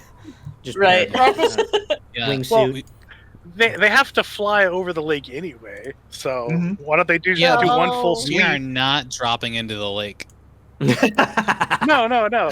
They we and the Speaker of Targos hop on. He drops off at Targos, and then we ride the whole thing up to Lonelywood because they have to go over the lake to look for the monster in the first place. Yeah, my gut feeling is they're not going to find the monster instantaneously. Lonelywood's been Yeah. attacked for a long time and needs to get dealt with. And then Yeah. Lonelywood was 100% like without a doubt the place to go. Now there's just an inkling of, oh wait, Aorus is not the leader of the Yeah. Black Swords. Now I'm super interested on what the heck she's doing there and yada yada. So, but Mhm. still, Both in different directions. yeah, still True. Lonelywood though. Plus, I'd like to interact with Gurgle and Gargle again. Right. Oh, yeah. I want that too. So airship, Aorus, or Lonelywood. Those look like the 3 major choices. Quick, DM your votes to. Yeah. Morden. This one you don't need Right to up the DM. town This square. one you can Don't- talk publicly. I mean, Said that the situation in the Lonelywood was dire. yeah, that's what I was gonna say. Yeah. Feel I like- would, Since Vulwin might actually be Ah. concerned about that, maybe we should go. well, We've I got think breaking all news. We all should probably be. I've go got breaking before we- news that the Dawnbringers should really take a look at the Durgar problem. Don't know where that message came from, but it's breaking news. Kadroth is annoying. Is that breaking news? Padroth in a cloak? I think You we can should tell head her at the. Go ahead. I don't know what you mean. So you can probably hear him and see him coming. He's probably one of the few rotund individuals in today's day and age. It is rare to see someone of such proportions. Yes, when we're facing famine. That's where all the Especially food one went. so well traveled. If he's a vampire, he doesn't. Hey, He's a tiefling. hey, he's lost a ton of weight while he's been here. Okay, leave him alone. Oh my. Yeah, I mean, I guess Jarard and I are one vote to Lonelywood. Same. Yeah, I think we should Yeah. head to Lonelywood before you lose another town. Yeah. Yeah. Aorus is part of this whole prophecy thing, and I'm sure that's important. But what's a prophecy matter if we have a whole a town that's slain and risen? Plus, if she's We'll have taking more a to defend. sanctuary, she's safe, so she's not really in any pressing conversation. Yeah, I was upset they never even mentioned a damn thing about the whole thing. I mean, sort of, but like, not that it was like I'm concerned to them or anything. I know Devesa paid us, but And Well, besides, prophecy is just peer pressure from fate. is that that's a taco statement? Is that a taco statement? Yep, It sounds like a taco statement. yep. Yeah, I remember that. I'll remember that next time you mention something about going and finding a feather in the middle of the tundra. Hey, that worked out okay for us. Prophecy No, is it didn't. peer pressure from fate. I'm dead. I think we may have just Okay, found the but I motto guess for the that's where we're Dawnbringers. Yeah. I'm kidding. I'll have to work that up on a t-shirt or something. Arguably, that's probably Trovis. In a cat. Prophecy? Screw this prophecy. I'm going this way. Right. No, it's one of like Trovis's like wisdom moments where he just puts down the drinks like, oh no, you have to follow prophecies. Like prophecies for a Oh. reason. It's a Okay. prophecy. You have to follow it. So I'm going to say let's take a 10-minute break. So we'll start again at 22 the hour. That will give me time to read through my notes and find out what the hell is going on. I've been in such a weird headspace, like trying to work out what's going to happen with this Oh, right. bloody town Yeah, it's meeting. a Like I lot. spent like 2 Mhm. weeks, like just You've had to write 3 speeches. yeah. Yeah. Who did you predict would win? I'm afraid I cannot say. Oh, Mm. wow. Might give Considering away he's giving us who 10 you minutes, voted it's not for. who he thought it would be. Honestly, he just had a really good angle. Gotta say. Well, yeah. Yes, he did. Mhm. I had a really I fun mean, time it- actually trying to think of the different angles for the 3 characters. Like, how do I differentiate this? Like, everyone's like, it's all about the unity of the 10 towns. Yeah, but how do you make that distinct? Right. Right. Okay, so we're then. going to take 10 minutes. We'll be back again, 22 the hour. We shall see you soon. Okay. Alrighty.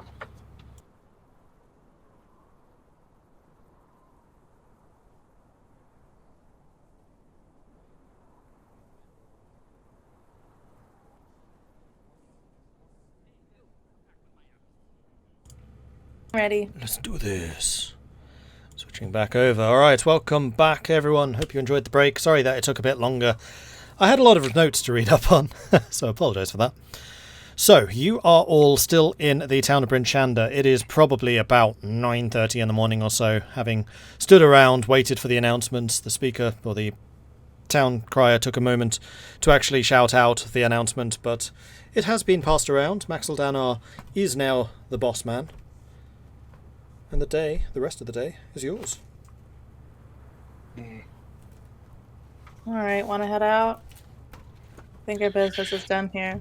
Yeah, let's get out of here. Thankfully, the Durgard didn't attack Bryn Shander while we were... Yeah, nothing crazy happened. As I wonder if Kadroth feared. Yeah, I saw him just shaking at his boots. Yeah, really. But the Lonelywood needs help, so We should go. Yep. You got everything. You got everything you need. It's gonna be a trip. I don't think Turbolade had much, outside of food we passed through previously. Just to make sure all ready. I need rations. We all need rations. We only have 9 right now. I'll go buy rations. I have 10. Maybe you should have talked to your speaker friend who has access to the cauldron. Just free food. Ha! Sorry, you were paid for that. Never mind. Yeah. If you want to You go can turn that looking into food. for ration supplies, can I get an investigation check from 2 of you, whoever goes off and looks? Yep. I'll go off and look. Investigation roll. Is anyone else going with you? 7. I'm gonna say I'll go. Do Like I Taco's get like, I found a full human right here. Let's just put this in the bag. do I get advantage since I know this town? No, because this is more about scarcity. Yeah. Okay. Nice. I guess we don't find any rations. You do. Oh. Okay, so there are rations available. You can buy various types of relatively fresh food. It does look like it's been around a while. It is very much on the verge of expiry, and it costs 2 times as much as normal. And it will last, you imagine, probably a day, maybe 2 at a stretch. The alternative is you can find some preserved foods, but the price on those is significantly higher, and it would be 5 times more expensive. How much of the crap food can we find? Give me 1d8. Okay. D8. 6. You find 10 rations of perishable food. Perfect. I'll buy them.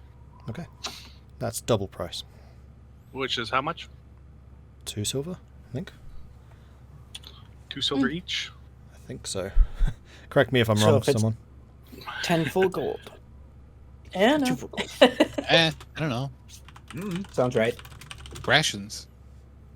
2 gold. Nope, rations are usually 5 silver each. So 10 each. Oh. So 1 gold each. 1 Dang. gold each for 10. All right. Well, I like that first number better. Right? Nope, Yeah. it's paid for. But 5 times that? So we're talking 2.5 gold for the reserved stuff? Yeah. Mhm. I'm glad I just have a spell that'll fix that. Food shortage is real. Yeah. How many of those can we find? 10. I don't care. 10 I'm not bankroll on that. Oh, you want 10 the perishable unperishable. ones as well? Yeah. Roll me d4. You're gonna starve this town here. You Buy all find their food and then leave. 5 perishables. Sorry, non-perishables. Matt.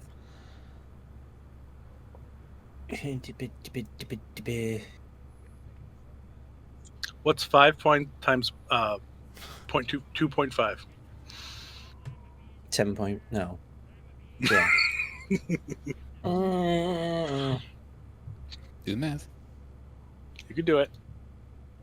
12.5. I can't. It's I above. can't do It's this. above 10. 12.5. Spelled it. I lost Yeah, it. there you go. Oh, you. There you go. Math. 12 and a half. Yeah, that's what I thought. And then I got confused. Dang. I actually did it in my I was head pretty bouncing quickly. I was between, like, is it yeah, 0.5? I was like, is it 0.5, 2.5? It's 0.5 times 5 times 5. I was only doing one of those, not all. It's just a quarter. Just treat it like a quarter, and then you got If- 4 into a. If you want to hold those yourself, I'll pay for 10 gold worth, and then you can hold on to those. Okay. Okay. So you have to pay That's 2.5. right. Food's more Ye- important than money. Yeah, but Yeah. All we have is money. it's a good idea that you hold on to that, because if I get eaten and all my stuff's gone, at least we'll Yep. have some non-perishables in a bag somewhere. Because that's there. Make sure to put them on your sheet. Yep.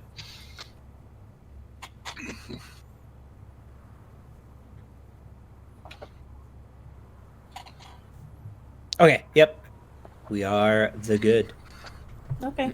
Oh yeah. I guess this real quick. I didn't even think about it. Am I able to find any arrows? Roll Arrows at that investigation. shop? Oh gosh. Sorry, I should have asked this beforehand. I just happened to think all good. about it. It's all good. This is your opportunity That's my to get stuff. Like Bryn Shander is, you're probably more likely than in other places. Cool, because I need nothing. I'm not gonna find any. Dang. I'll try and help Vulwin find arrows. Well, if they didn't have them at I assume this means they did not have them at the blacksmith that I was at. Vulwin accidentally wanders into the Feywild. It's never heard. Yeah, I actually make it to the Lonely Wood before you guys do. You do actually find some arrows. You find 2 quivers of 20 each. However, they'd be at -1. They're not particularly well made. And they have a wooden tip as opposed to a metal tip. Like metal tip. Okay. So it's -1 beggars to can't hit, be -1 to choosers. damage. Would be Yeah, those. So beggars 40 can't be arrows. choosers. Yeah, he'll still buy 1 quiver, and he'll take those that are in there. He'll wrap those up in cloth and pack them away. They are regular price, because supply and demand. They're just not well made. Yeah, basically. Yeah, he notices that. It's but he's more like, about I the don't fact have that, time. like, clearly the blacksmith is used to making arrows with arrowheads, and they're out of metal. There are no arrowheads, or not enough metal for the arrowheads. So he's tried his best, but they're not weighted properly. Yeah, and I assume he notices all this, but he's like, he doesn't have the time. His mind's on other things. Gotta buy these. Better It's than 1 nothing. gold for 20. Done.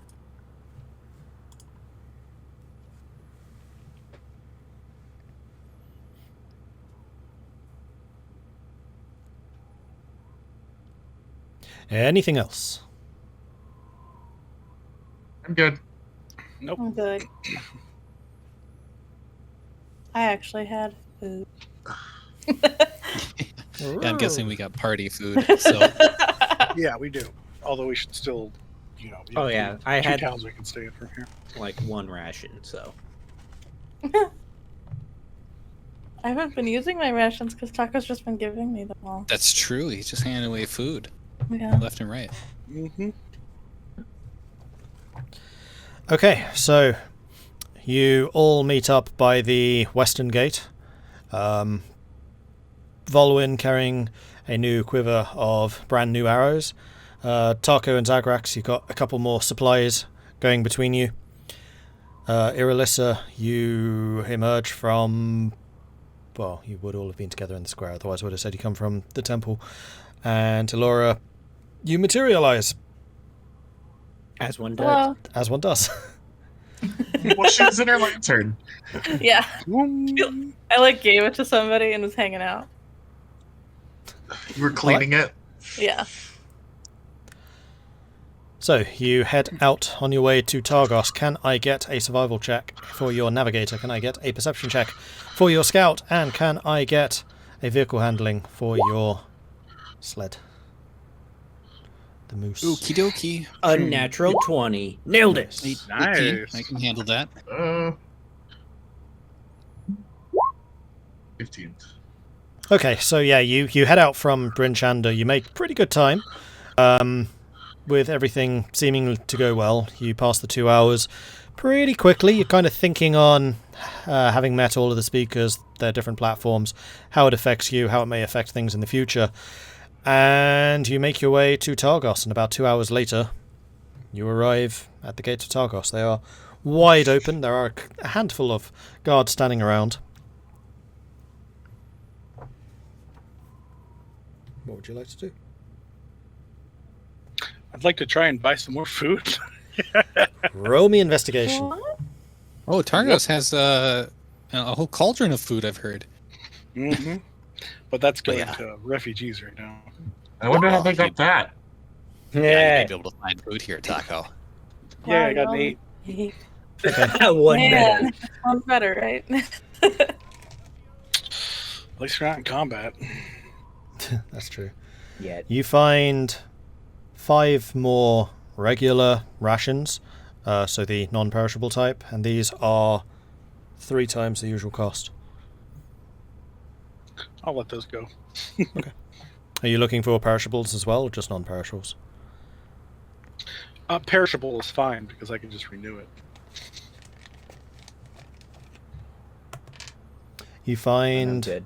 7 sets of perishable at regular price. Oh, I'll take those. Yeah, absolutely. 7, huh? Which is 5 silver each. Yep.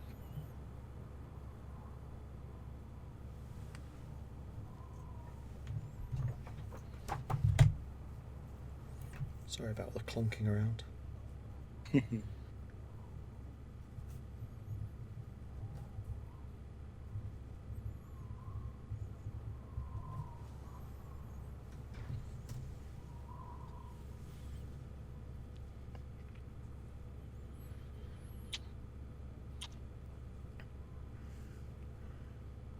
Okay. All right. Wait, would it have taken 2 hours to get to Targos, even though we're on the road? My book says And it on a takes sled? 2 hours. I guess it would have Targos. taken 6 otherwise. True. I mathed that wrong. Plus you are on the East Way, which is a better quality road. And then Targos to Tourmaline. Ugh. That's a trip. It is Yeah. indeed a trip. That's So, have you got everything in Targos you wanted to do? Are we going to head off to Tourmaline now as well? Mm-hmm. probably. Okay. Yeah, it's gonna be a walk. But yep. Can I Look out get for sea monsters. another vehicle handling, another survival check, and another perception?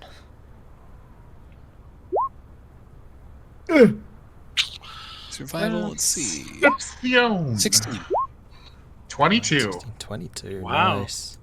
Watching that lake close. Yeah, right? Oh, we have had wispy winds this whole time. I didn't realize that Sirenscape blowing wind. I was about to switch that to walking Uh-oh. sounds rather than wispy sounds. Because I got that too. Oh no. The robot-y. You're Yeah, so getting is all anybody else getting the robot-y. robot just out of curiosity? Oh dear. A little bit. Hello, hello. The question is, do Are we we sound still- like a robot? No, you're You're good. very beat boopy. I blame the higher winds that are coming Yes, I do True. Yeah, that could be it. Look at me. Hit me. I can't. He did that on purpose, didn't he? in. Yeah, you don't Yes. have I think to we did pretend that. to sound like a robot. You already do. Do I still sound like a robot? I'll give it a minute. Yeah, Yeah. but at least I can Yeah. understand what you're What's- saying. What's funny is we can still hear you just fine. It's just Yeah. you sound like a robot. Yeah, do you sound like a robot on stream? Who knows? You're just being auto-tuned. Oh, Yeah. yeah, that's just Discord being Well, Discord. no, to be fair. Oh, you're back again. Am Hooray! I back? Yay, for now. For now. For now. Knock on wood. I think we're...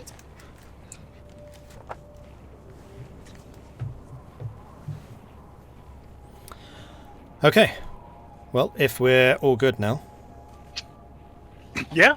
Okay. For now. I think so. For now. Thanks. Okay, so you head out from Targos. It's about midday as you are leaving. And you start making your way up towards Tourmaline. The day at the moment, it's relatively clear. Still dark, of course. You can see a couple of dark images up in the sky of clouds, just the outlines of them. But generally, it's clear. It doesn't seem to be any snow at the moment. It's just kind of a fresh, brisk midday walking through Tourmaline. You make your way through the snow of the trail leading to Tourmaline. There are very few imprints of further passage. In fact, I would say there's probably none. No, that's not true. Yeah. Someone came in from Tourmaline yesterday. No, you can actually see the footprints of a party having been going the opposite direction. So from Tourmaline to Targos. Probably the speaker. Quite possibly, maybe. And as you're walking along, nothing really catches your eye, and you actually seem to make pretty decent time on the road past the lake, and you're kind of looking out at the lake, and you see the lake itself is fairly settled. There don't seem to be any boats out today. And then looking back towards Bryn Shander, you see the silhouette of the airship still above the city as you go by. And yeah, it's all pretty quiet as you make your way to Tourmaline. And in good time, you feel the temperature drop. The wind starts to really pick up, and you can really feel it starting to bite as you approach Tourmaline. Elora, this is an effect you are all too familiar with. Tourmaline's known as the Windy City in Icewind Dale, and that cutting, icy wind is starting to really pick up. So while it's not got any snow or anything on it, it's cold. And because there are no clouds, the heat's all really escaped, and it's really quite chilly for you in particular. The others, it's still cold. We're getting close. No. You see the dark timber buildings of Tourmaline. You enter the town. You can see that each of them has the little carvings on the walls and on the corners of the walls of various things. You've got genies, you've got dragons, you've got wyverns, you've got griffins. The artisanship of the buildings in Tourmaline is quite good. That wind is really picking up. Yeah, I hope this wind doesn't knock out our connection. Right. We can understand you. It's just really, really funky. Shall we give it a minute then? We'll give it a minute. Right. All right. Every time you say the wind picks up, It's like, I heard you. and then it just starts out with the robot noise. Imagine if we were just left to arrive at Tourmaline on our own, no GM, and we're just like No we have to make GM. our way through. Right? It's like we make it out Hey. we make it out the other side of Tourmaline, and then like the GM kicks back in and it's like, hey, where'd you guys all go? All right. You've animated again, so I assume the voice is all right. Go ahead and continue. Hello, hello. Yeah, Yes. we're good Is now. there anyone there? What was the last paragraph you were saying? Okay. Fancy buildings. Griffin. Yes, you approach Tourmaline, the dark wood structures standing out against the whiteness of the snow around. The various walls and corners of the buildings have all kinds of crafted artisanship on them. So you've got genies, you've got dragons, you've got wyverns, you've got griffins, mostly flying creatures. And this really makes up part of why Tourmaline is seen as the prettiest town in Icewind, although it is also bitterly, bitterly cold, so it's not that much of a tourist place. But you make your way through the town, and the first thing that Tahko, you and Vulwin in particular, notice that the trails throughout the town, the streets and the roads, are pretty well trodden, and quite a few of the tracks seem to be smaller in nature rather than the usual humanoid tracks. They probably still look familiar, though. These are totally, Yeah, like These are- kobolds. these are totally kobolds. But Yeah, but they working at the mines for your town here. What are the tracks doing out here? well, Aorus said many had come in and were working in the mines, so Oh, Perhaps word got out among the community of kobolds, and they've just we did literally tell some kobolds to come into Tourmaline, so probably. you know, honestly, if they made it here, I'm just shocked. Right. well, we know there's plenty of kobolds in the region. We ran across even more further north. Well, it probably is a good, like a mutual benefit for both humans and kobolds. He did say that Kobolds. they're really enjoying the fact that they are here and working Right. in mines. Mm-hmm. Yeah. I don't see the problem. Are we gonna stay here the night here or keep moving on? Oh, absolutely, we're going to stay the night. Yes, it is coming Yeah. up to about 6 o'clock in the evening. By the time You you know arrive, you've when made pretty good time. Taco says that. Yeah. I No, wouldn't let's wanna just be keep in the- going. It's fine. just no, keep I going, wouldn't it's want to fine. be in the lonely Because we woods can at eat night. some good food, maybe. Yeah.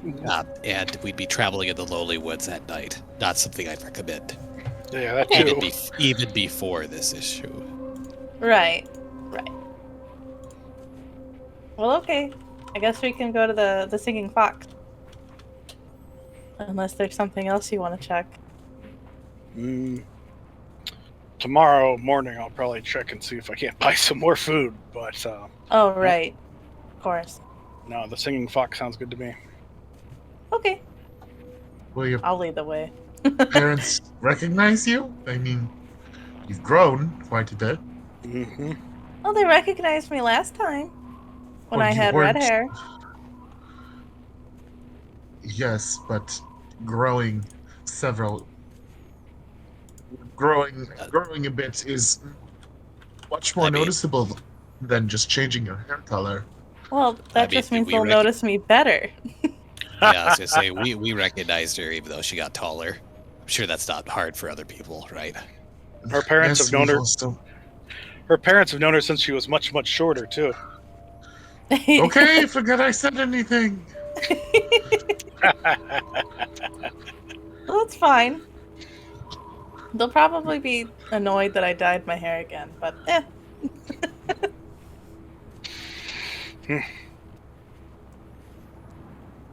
Wait, you dyed your hair? I thought it was Well, I mean, it's not.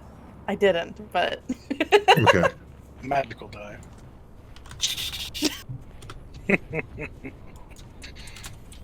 Oh, this is annoying.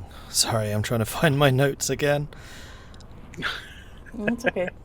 It's okay. The wind picked up a little. Really? Again? Mm-hmm. Yeah, it's funky. Well, this gives me a chance to read them. Aha, found them. We're good. We're good. Mhm. Sure does.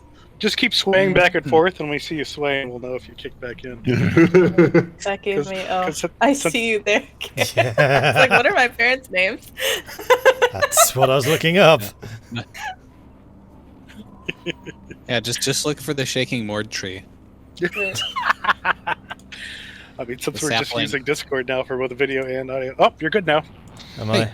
I'm going to restart. Let's go. Yeah, I think you're okay. I'm going to Okay. back out and then back in. Back in a sec. Fun.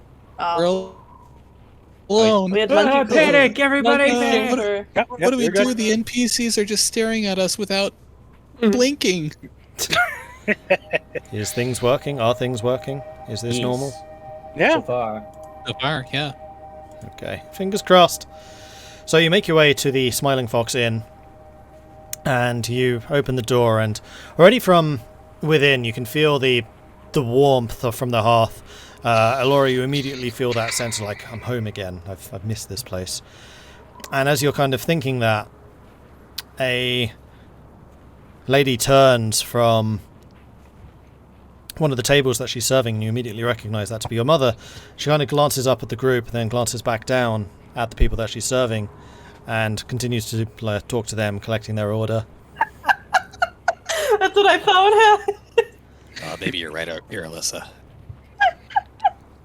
She's like, oh, Mom, I'm back. Sorry, I'm tall and I have blonde hair, but it's me. I'm Elora. Elora, To like interrupt everything that's going on. you're blonde again, Yeah, I'm like blonde. you were when you were a little child. You were a little blonde I'm girl. blonde? How did that happen? I dyed it. A friend helped. And you've grown so big. I Yeah, mean, these- tall. He's like, no, it's okay. I don't know if anyone can really grow big in this kind of situation. Well, we can certainly But- try. But yeah, these adventures have left me growing in more ways than just experience. And these are your friends again. Hello. Please, come in. We'll have it over there. There's a nice table over there. Or sit anywhere you like. It's really up to you. I'm so happy to see that you're safe and you're back again. Yeah, we're all alive still. Enorin! Enorin! Elora's here! What? And with that, your father also emerges from the kitchen where he had been slaving away, and he's got one of those chef's hat kind of slightly askew, almost flops off as he sees you, kind of does a bit of a double take. It's like, Elora! Your hair's changed. Yes, I dyed it again. I like it. Reminds me of when you were just a little girl, and you've grown. Mom said that too. Yeah. Yeah, I don't know if that's normal. I had a growth spurt. Well, I'm happy to see y'all. Please have a seat. I'll make you something special. What would you like? Something You have- warm. A special. A warm special special. I'll see what I can do. Soup, warm special soup. All right. Yep. One warm special soup coming up. He's like talking to himself as he walks into the kitchen. His voice trailing off. We're just spending the night, though, so you know. Mom. Oh, yeah. Any chance we get to see you, dear? It's always a pleasure. Mhm. So, tell me what great adventures have you been on? What has Elora been up to and her friends? Now we got to try to remember where the last time we stopped here was. A lot. Well, we've almost been to all the 10 towns except for Lonelywood, and we're heading there tomorrow, and Bremen, but we can't go there anymore, unfortunately. How come? Oh, Bremen is ice. Yeah, I mean, it's always been cold. It's there on the Yeah, fringes. it's gone. it's kind of all of the people that survived an attack in Bremen, an ice attack, I guess it was. They live in Targos now. Oh my! It's Oh. gone. Yeah. It's Oh. really bad. But it's alright. There's actually, I don't know, I bet the news hasn't come here. The new town head speaker is Maxildano, and they plan to solve the problem, so Well, that's hopefully things will get better. good. Really, Maxildano was Right. elected? Yeah. What happened to Devesa? She always seemed so competent. Well, she stepped down, and then there was a vote, Is she all right? and he won. Was she in Bremen? There's a bit of a draft in here. Some wind kicked in. Again. Yeah, actually, you guys are also having an issue. Where to? Oh, yeah. we're good again. We're good again. Yep, we're good Good. again. No, no, Yeah. Okay. Somebody closed a shutter. Man. Close the door. I like that we have a code for this now. This is good. I guess Devesa's just didn't have as good of an argument to get voted in. Oh, well. I'm sure this will mean some changes. Yeah. She actually lost by a lot, like a whole lot, embarrassing amount. I don't think anyone voted for her, Yeah, unfortunately. but I think she had one vote, right? Yeah. Honestly, she probably only voted for herself. Are you allowed Well- to do that? Yes, I think Why so. wouldn't you? You're not allowed to nominate yourself, but yes, you can absolutely vote for yourself. Oh, that makes it even worse. Then I'm glad somebody told her. Or else she would have gotten Probably no not. votes.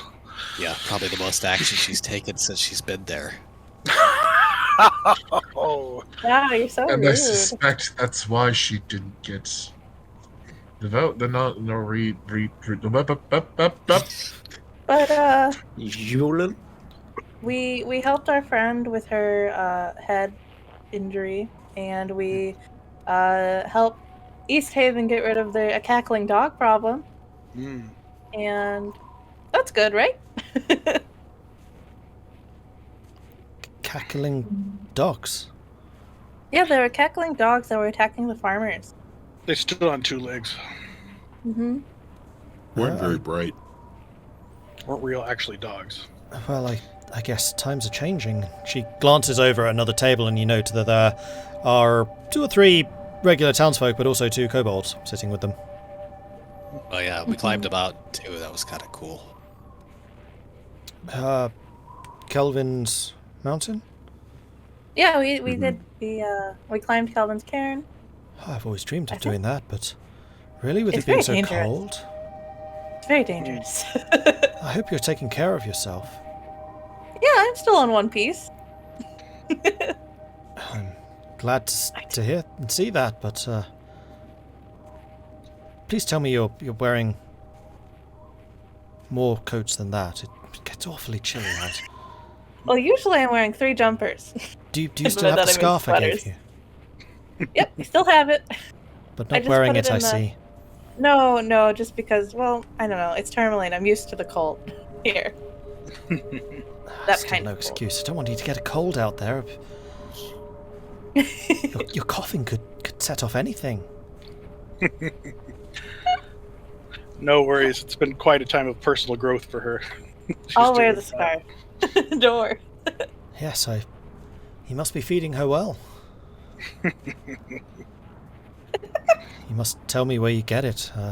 Food's still a bit short around here. Right. From most of the towns, actually. We've had quite a diverse diet so far. Mm-hmm. Not all just Yeah, fish the anymore. meat and good meat really helped, I think. We've been spending a lot of time there. We still get a little bit of fish from the lake, but the game that we used to get from Lonelywood, we haven't seen that for 2 weeks now, I think. Maybe really? longer. Yeah, we've heard that there's a big problem over there, so... Yeah, are you still sending hunting parties out? No, not anymore, not really.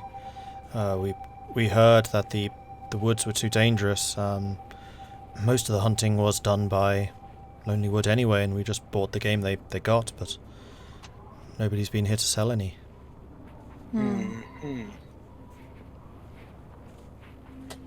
Well, hopefully we'll fix that starting tomorrow. Yeah.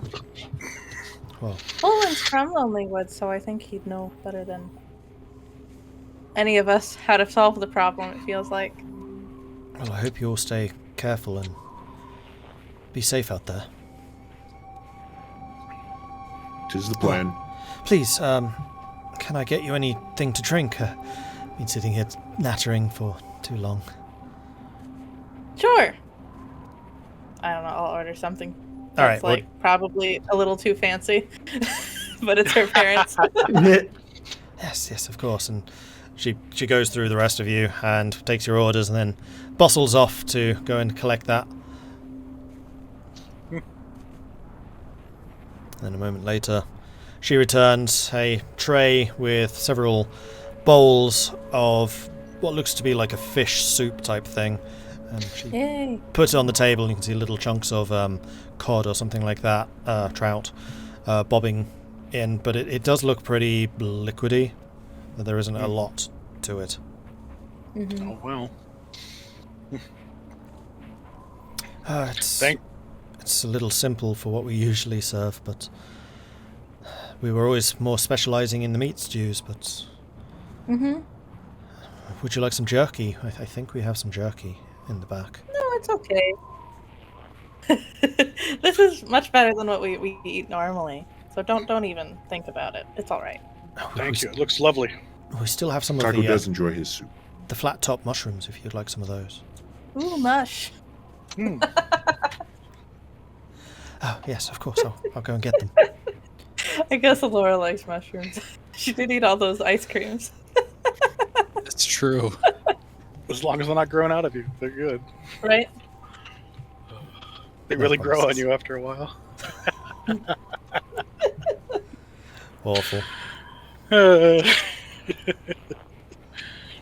Pain. So, is there anything you want to do in town while you are here?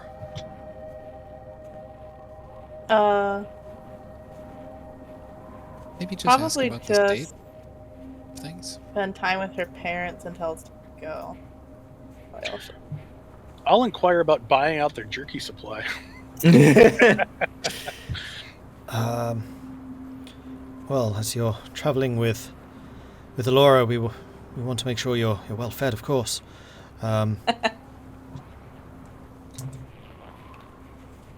We have maybe 8 packs of rations which we can get for you.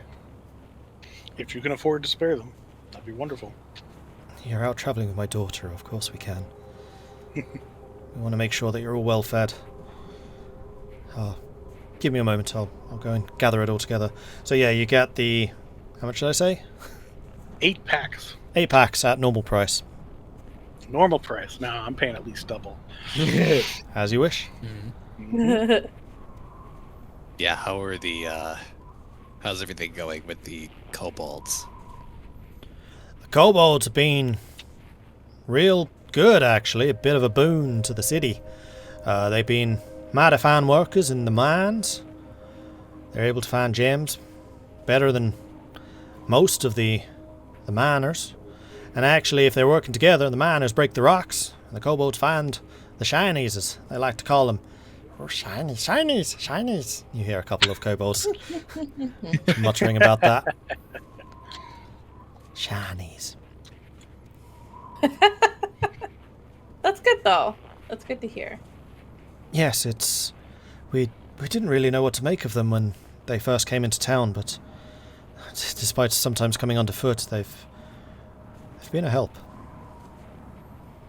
I guess they just wanted a town that was actually accepting to them. Never really gave them a chance before. And their leader, he's really been the one that's kept them all together, the one you led out of the mine when you emerged. Oh, right. Oh, good. I'll have to visit him. I mean, all the kobolds we've met along the way have been friendly, to be honest. After realizing that they stood no chance against Right. us. Of course. I mean, of course they wanted to fight, but it's more like they were fighting for their lives than Oh, yeah. fighting for aggression. What? We just yelled at them in Draconic. And then Also they were that. sad. Yeah, they seem to really like you too. What's not to like? I'm not disagreeing.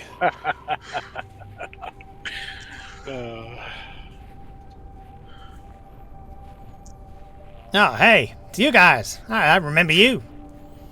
Yeah. There's a little pack of kobolds come marching in the tavern, like immediately spot you lot, and walk over. Yeah, so, loads of shinies here. So many shinies. If you're a good dragon leader. If you ever need us, you know where to find us. Yeah, you know where to find us. And you vaguely recognize these as the kobolds that you chased out of the ice palace place outside of Dugan's Hole with the mammoth. Oh, they really traveled all Wow. the way here. They hand you a gem-encrusted business card. Wow, you guys really traveled a long way to get here. I'm glad you made it. Yeah. Lost a few on the way, but loads more here. And so worth it. So many shinies. You want to see? I got these shinies today. Like holds up 2 or 3 little stones that he mined. Wow. Mine! Oh, I don't want it. You can I have one too. She'll show her watermelon permaline. This one's mine, and those are yours. And she'll like stick it back in there underneath 3 sweaters. And now then you have a new deity. They're like, Big yes. Well, I'm thirsty. Great. Yeah, thirsty. And they trundle off to another table, and jump up on the seats. You know, for as much trouble as some of them are, they're quite cute. If you say so. I think they're pretty endearing. Yeah, they're okay. Take a little getting used to seen them everywhere. Yeah. But better this than the alternatives. Right. I guess. Great. Everybody's fighting for their survival. If we can coexist, all the better.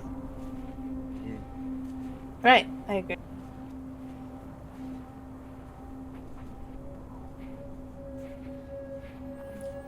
And with that, you spend the rest of the evening in each other's company, the warm glow of the tavern keeping you warm and secure against the bitter cold from the outdoors. Your parents keep the food and the drinks flowing, the drinks more than the food. And you pass a pleasant evening, swapping stories with them, swapping news. They are very interested in hearing what's been going on throughout the rest of the 10 towns. They're obviously a little bit cut off up here, and it's pretty clear that they are concerned about what's happened to Lonelywood. They're not used to not being in any touch, especially with the hunters from Lonelywood. Right. Do they have any news that we don't know? Only the little bits and pieces that accompanied the last couple of hunters, saying that the wildlife was getting dangerous. It was getting very dangerous to be out hunting. Reports of the dead waking again, fighting back. Fine. Okay. And you always had to take the head of whatever creature you fell, just in case they rose again, and you became the prey. And Taco's good at that. Yep. Oh dear. Well, it sounds like it should be even easier to bring food down here. You cut off the head, and then it walks itself down. I don't think you would have eat that. I'd try it. And one of the kobolds... Now, at some point, you guys start just mingling with various other patrons. People from the town, recognizing Elora in particular, come over and start talking to you, and eventually just get little crowds of people gathering around your table. Adventurers from the south, they don't get very often. And one of the kobolds actually brings up that one of the stories that they had heard from Lonelywood is that the trappers were finding their traps being turned against them.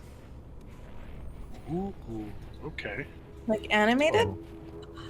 Not animated, laid somewhere else, and then being used to target the trappers and the hunters. Oh. Well, that's a problem. Wait, Mm-hmm. explain that again. How does that... Like someone's How? moving them. Yeah. When you put down traps, you note where they are, so you can empty them. But if the Yeah. trap's been moved and buried under snow, then you might step on it. Yeah. The snares and the foot clamp things in particular. Yeah. Bear Crappy traps. thing. Bear traps, yeah. That's, that's odd. And it's something to keep in mind too. It's Well, malicious. yeah, there's all sorts of Yeah. traps around. In general, it's something to watch out for. Right. But yeah, if hunters can't even rely on wherever they put their own traps. Yeah, I heard the story as well, and the weirdest part was when they looked around the traps, all they could see were animal prints. There was no sign of who laid them there. Interesting. So not only under the assault by the undead, seems to be some level of intellect involved as well. Or just some kind of animal revolution. I don't think care how much animals get mad, they can't just go up and move traps. Not only move them, but also set them in ways that would turn the hunters into the hunted. Well, if they're smart enough. Yeah, there was this Yeah. eerie chant you could hear every night. 2 legs good. 4 legs good, 2 legs bad. 4 legs good, 2 legs bad. 4 legs good, 2 legs bad. Is that actually what we hear? No? Okay. You just said it's some kind of animal revolution. I was like, I can't resist this. Yeah, so good. Right. We shut all the doors at night, and we hear it down the streets. Some Animal House nonsense. Down with There's a bipedal. deer loading up Molotov cocktails off on the horizon. Somehow it does that without the use of hands or thumbs. It's really hard to do with hooves. It's impressive. Yeah. It probably worked together with the squirrels, just hanging out and doing everything there. Or just Right. like It's that. always the They just- squirrels. They just pop their hooves off, and they have fingers. Ah. I don't like that. That's weird. Ugh.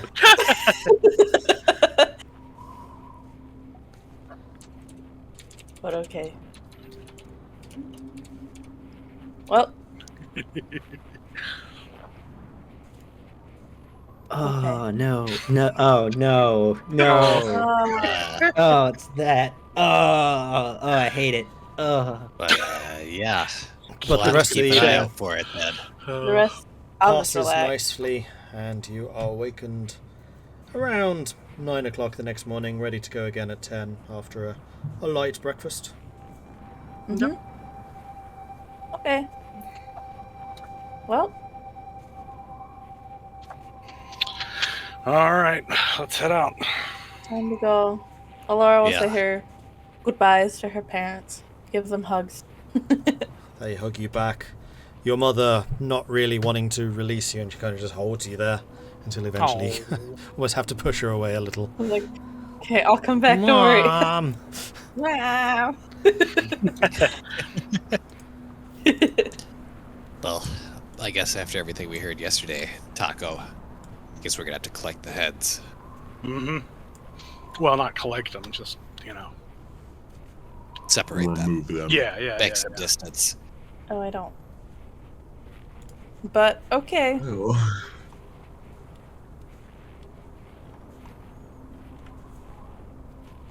All right. On our way then. All right. On Yeah. your way Only then. would. You'll I have don't know to- what to expect that these things look like, but hopefully we can spot them if we see them. And aside Sure, from they'll that, look unnatural. Vulwin, you're heading home.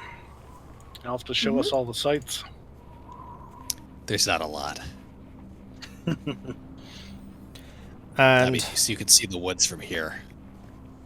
that's true. I mean, at the northern end of Tourmaline, you can see probably a couple of 100 meters away by the starting of Lonely Wood, and then the forest just stretches to the north pretty much as far as you can see. Yeah, I mean, it's a forest with a town. And the All lake right. ever present on your left. And I think that's actually where I'm going to call it for tonight, because I want to prepare more stuff for Lonely Wood, and I haven't had Okay. the chance. So I want to do it justice. That's fine. Here's our That here's our next 10 sessions. Who's Yep. prepared? Yep. Right. Until he goes and he drops like 3 other lines for us to go chase, and then we go chase those instead of doing the one that he Right. dropped earlier. Yeah, I've just been so fixated on the meeting and just like, they might go north, but I'm going to deal with that if it happens. Next up, the Emo Wood, where the dead just won't stay dead and the animals are revolting. And Vulwin put out his first LP. I was a teenage Yeti. It almost works. I love it. It takes time to build a cave in a forest. Yeah, this Saw that. True. That was This the forest. first. That was the first title. The first Yeah. song. This forest. This is where I learned to shred. You're like, oh, you mean you attack something? Like, nah, I play the guitar. It just whips out an electric guitar out of nowhere. Just freaking goes to town through the fire and flames. Anyway, Well, if Jack Zagrax has any just questions got for us, now's your chance. Sorry. Zagrax Yeah. just got the card for the backup band. You could totally have those kobolds. True. Yeah, I wanted to do something for the kobolds when you got there, because they are now a bigger part of the city. Which is cool. I also quite like that the book actually has a thing about that. Like, if you resolve the mine issue in the kobolds' favour, then they do actually become a good, hard-working, functioning part of the town. Oh, That's Nice. so cool. Yeah. oh, that's great. I think my favorite part about this is the fact that you insert stuff on your own, and well, a fair bit of it we don't even know that you made it up. But the other part is the fact that it seems so fleshed out that no matter what you do, you can still run this unless you do the exact same thing. You can run this probably 2 or 3 times and have completely different outcomes. Absolutely, you can. I mean, the maps might be similar, but even the way that you use the maps and what you come across might be tweaked. Yeah. I look forward to the next time we come through Tourmaline when Elora's like another foot taller, with like bright green hair and 2 extra arms. Yeah, you know. And then she's like, "Parrots, come on! This isn't even my final form." It's normal. Yeah. Normal. Yeah, I want to. How you can get away with the I dyed my hair, but like at a certain point. She's going through a rebellious phase. It's fine. It's fine. Sometimes we grow a whole foot in our rebellious phase. Yeah. Next up is the You just centaur get phase. taller instead of getting a foot. So do you think any of us brought up the fact that we ran into the freaking giant dragon with your parents? No. No. No. I don't think that's the kind of story you would go and tell them. It's like, yeah, we're being safe. We met an ancient dragon. Yeah. Smart. It dawned on me while we were having the conversation that I realized it has been so long that we didn't go to Kelvinskarn until after we had visited. Yeah. Because it was after the Black Cabin. Yeah. Mhm. It's been a Like, that's how time. long ago that has been. Mhm. Like, that's why I brought that up. I'm like, oh yeah, we haven't even talked about that because a million things have happened since then.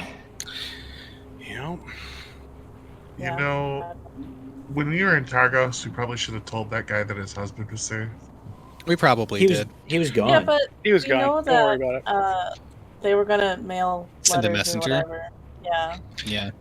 When He went When- to Totally see got there. the husband, didn't he? Yeah, I You think told he him went that there. he was in Keokin, and then they went to Keokin. Okay. yeah. When I Great. was in that town, I already tried to do that, and no one Yeah. was home. Yeah, I think Oh, they okay. just relocated. Yeah. Yeah. That's great. Another thing Tahko didn't tell us. Yeah, pretty much. We're all so worried. Oh, we get to Targo, so like, hey, we should mention that to, and they're like, no, I already got it. It's like, oh, Yeah, we're good. We dealt with it. What? And this is When? why Like you 2 never weeks send. ago. Yeah, you never. This is why you never give Tahko and Zagrax a thing to go do, because they'll do the thing, but then they'll do like 6 other things and not tell you about it until something happens. After that thing happens, you're like, Yeah. why are we getting attacked by these random orbs? Oh yeah, that. So you see, we kind of did this thing over here that we didn't tell you about until right this second. Like, wait, why do we have secret enemies? Yes. An undead space slug sounds like another song for Vulwin's next album. Yup. Yeah. Yup. Mhm. Lonelywood LP. An Yup. undead space slug let me talk to the gods. Yeah. I really wanted to see Oh my Tahko's God. expression when I was doing the speeches, especially for Maxildano. I was like, yes, the Dawnbringers have been our benefactors and have given us the cauldron. Woo! Yeah. Tahko's just like, That's definitely one of those where everybody was like, shut up. Tahko just gets up. His secretary stole my cauldron. Yeah, We're just gonna like grab his arms, like, Dennis is so mad about that, but he's like kind of intimidated and doesn't want to make a stink. I feel like. That's exactly how I Tanith really would feel act, like if- so yeah. Yeah, so I didn't make a stink. I feel if you had brought that up, at that meeting, Maxildano would have just been like, "Hoo, hoo, hoo, hoo." Yeah, so Slander. the most I did was like, are you sure that you'll allocate resources fairly? Yeah, I do kind of wish I'd given you charisma stats so you could do deception insight rolls. Ah, nice. Yeah, it's okay. Living life. Nah, it's good. I would say 100% of overall it went everything really I well. said was the truth. Mhm. Yes. Everything, all of it. Duergar need to be taken down. You can always trust what I am saying. Ah! What are you doing with your hand? That's just a sign of a promise. No, you need to follow up with "This is a lie." Yeah. That way we get the full paradox. Do-do-do. So do chat, do you have any questions for us from this session? I do apologise that we finished a little bit early. Also, while we're at it, Zane Subani, Eystein Walkerheim the third, Mugdex, and Mr. McNasty, thank you very much for the follows. Welcome to the channel. Okay, that one was, Yeah. that was awesome. Welcome, McNasty. Mr. McNasty.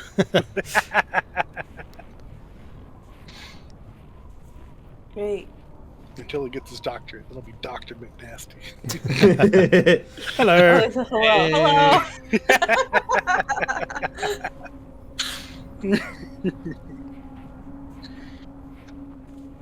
Really nice listening to this while working my own D&D maps. Yeah, Oh yeah, that's actually great. Oh, cool. Yeah, Mhm. good time to do it. that's fun. Name a town after me. Taco. Takatown. Wow. Subtle. Town. Very subtle. Mood killer. Town Yeah. bad mood. No, obviously it's Taco Town. Taco. Yeah, Good. it has to. They're known for their Taco Tuesdays. Where this giant just goes around Man. ruining everybody's mood. Yep, there it goes. It doesn't have to be a part of the game to ruin the game. You live on in spirit and all others.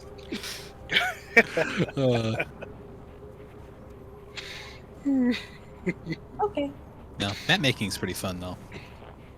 A lot of work, but it's fun. It is, yeah. Yeah, I recently got a bundle with like 500 maps for $40 or something crazy. Oh wow. Need Nice. to Not make bad. use of that in the future, yeah. Where'd you get it?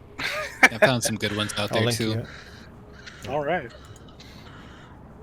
He Cool. posted it in the Digital Dragons part of his Discord. There you go. Oh. I know I posted it somewhere. I couldn't remember if I posted it to you guys or just in a general one.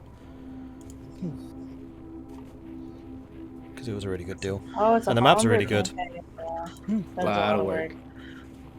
Lot of work. Good, good. Yeah, there's And some then there's wonderful map Gaston. emitters out Oh there. boy. Stone? What? Why do we, Gaston? why do we, why do we bring Gaston in? Yeah. Because it's also in the chat. Oh. Oh. No. 5 months so far. Ooh, Dang. it's gonna be a good one. Wow. nice. Hefty. Oh wow. Yeah. It is invaluable for a homebrew campaign too. hmm I've never run an actual pre-made campaign before. I always do homebrew, and it takes so long, but it's good when you can look back on those notes and be like, got it covered. Yeah. There is a lot that you can leverage when you're building your own world. It's like you don't have to worry about misplacing information because you either have just forgotten it completely because you wrote it, or you know what it is and you can make it up on the fly. Yeah, and then it's Yep. canon. One thing I do want Yeah. to start doing is I want to start creating a new campaign setting for the future. And I'd probably stream the world building aspect of it. I was thinking of doing like a game of European Universalis where there's a mod which is D&D basically, and then like the last hour of that stream I'd do like world building for this new campaign. That's cool. Haven't quite decided how exactly Yeah. that would work yet, but yeah, it's something I'm juggling, considering. Sounds neat to me. Mm-hmm. Pretty. Not saying that Icewind is nearly over because it's not. Yeah. Yeah. How far along would you say we are, like percentage-wise? If you're just gonna spitball it. You are right at the end of chapter 2 Okay. of Of 7. That's a great percentage. But Seven? chapter 1 and 2 is probably about 50% of the game. Oh, Oh. okay. 1 and 2 is Oh, huge, boy. because that's the whole of the 10 towns. After that, it becomes a lot more linear. Okay then. So this Okay. is... And then as we're riding through the tram in a cave, going through all the chapters, all we can keep seeing is signs of your actions have consequences as lights keep flashing by us. So let's see. We're level 5 now. So I'm guessing we're going to gain what 3 levels per chapter. Oh, Yeah, that's how that math works. Uh-huh. Yeah. So right Yeah. at the end of chapter 2, we'll be level 6. So No, that's the the first joke. 6 levels. No, we get You know, all the every time you levels ask if after we're the gonna- last chapter. Go ahead. Every time you ask if we get a level, Ford pushes it back 2 more sessions. Yep. Maybe. All right. So then I we guess just I'm have to not go to the end boss at level 4. Yeah, but after we beat the end boss, we'll get all of our levels. Yeah. We'll Yeah. we'll just gain a level when Half-Life 3 comes out. Or Left 4 Dead 3. Yeah. Well, that one's coming out. I think Wow. It's just under a different name. this Yeah. module you're supposed to get up to level 11, and chapter 2 is for level 4. So you've been doing level 4 a level higher, as I said before. oh yeah, Yeah, did that's say right. that. Well, I think that's okay, considering what we've encountered. Yeah, I Yeah. may have beefed things up a little bit to make it more interesting. Oh. that's okay. Yeah, it's also like we don't tell Elora's parents that Elora almost had her soul sucked out of her. We don't say those things. We don't even know that. Nobody knows Yeah. that either. Yeah, What? Elora was sort of getting zapped a bunch of times. We didn't know what was going on with We her. didn't know yeah. Elora like passed out a million times in the last fight. Oh, that one, yeah. That was really close to, yeah. That would have been It's an not- awkward conversation coming You guys here. came back. I don't We know would've that found we would have another- stayed. Found another tavern. We'll just avoid that issue for now. Yeah. Oh man, we're coming up on Tourmaline. Let's just skip around it. Yeah, we don't need to do that one. We already do that with Dugan's Hole. We don't need another town we have to circumvent. Different reasons. Very different. Very different. Yeah, that would be some shocking info to learn. I don't know that any of us would be good at delivering information, so it might not be. Well, actually, So- no, I lied. Irilyssa would be great. You're- Irilyssa. Sorry, I realized that even though I talk about none of us being able to deliver that, I'd be like, nah, Irilyssa's got this. Yeah, both Tahko and Should just be Vulwin. like, Go ahead. go ahead. Okay, so Tahko and Vulwin would just be like, yeah, Elora's dead. And then just like, I mean, leave. honestly, you're not wrong. I think he would just be like, I don't know how to say this, but Elora's dead. Kind of deal. Like, I don't Yeah. know that the'd be like Yep. much preamble to it. I could just reanimate Elora and she could tell her parents herself. Oh. No. See, what Tahko would do would be cut off her head and just give it to her mother without saying Oh, no. No. The problem no. is both of them are like actually probable with Tahko. All right, And her, that's a problem. all right, her parents might want something to bury, so bringing back some part of Elora Yeah. might still be acceptable. They're I'm gonna just want to saying. bury their memories of that after you do that. I mean, I it could mean, be a head I in a could- sack. It doesn't have to come out of the sack. What? I put the heads in a sack so it doesn't contaminate everything else in the sack. Frick. You have How many, to. wait, how many heads have you successfully collected? Because so far it's been Yes. 0, I thought. If we're not counting skulls. Maybe. If we're not counting skulls, it's only been 1. I'm not sure those weird Well, didn't you have to get that one back? things had a skull. If it's counting skulls, I think there's been 2 more. Because I also picked up the old man's bones. And then I But buried didn't you them. bury those? Yeah. Yeah, okay. I did. I'm currently Man. carrying no heads. Let me double check. I'm not gonna lie. Imagine we're all playing Like- chaotic characters. Like the actual, You don't absolute- have to. right? No, like imagine we actually we don't have like a system of checks and balances between our group. Yeah. We're all just like, yeah, cutting off heads of random things. Yeah, let's do it. We can like give them to somebody. See, Leave them on the doorstep. What we could actually do is just cast Gentle Repose on Elora's body and just shove her into Taco's sack. I love my writing for some of these things. I no longer have the Wheel of Moon cheese. I still have the Boom Wand and the Zoomy monocle. Yeah, I got to try some of the moon cheese. It was actually pretty good. I need to remember that for investigation checks, though. What's that? Yeah. The Zoomy monocle. Zoomy Although- monocle? I don't think it involves an investigation check looking for food, though. No, it's specifically when you're like looking for information in like a library or something like that. I thought Zagrax had that. For some reason, I got it. But I do not have a the flail anymore. Only Zagrax has a Dawn flail. Morning Lord flail. You have the only one. Okay, then. Yep. Good job, Uh-oh. Zagrax. Keep it safe. Okay. Let's let the tank have the Right. the Well, flail of usage to revive people. You Who are a doesn't healer, and if it's on hand. Because Oh, you just okay, died thank with it. you. I'm gonna. He is a healer, not the only. You I'm said just letting you our. know. You did. Yeah. Well, all right. I'm just gonna state it out here. When Zagrax gets like mortally wounded, and none of us know about this, it's gonna be great. Yep.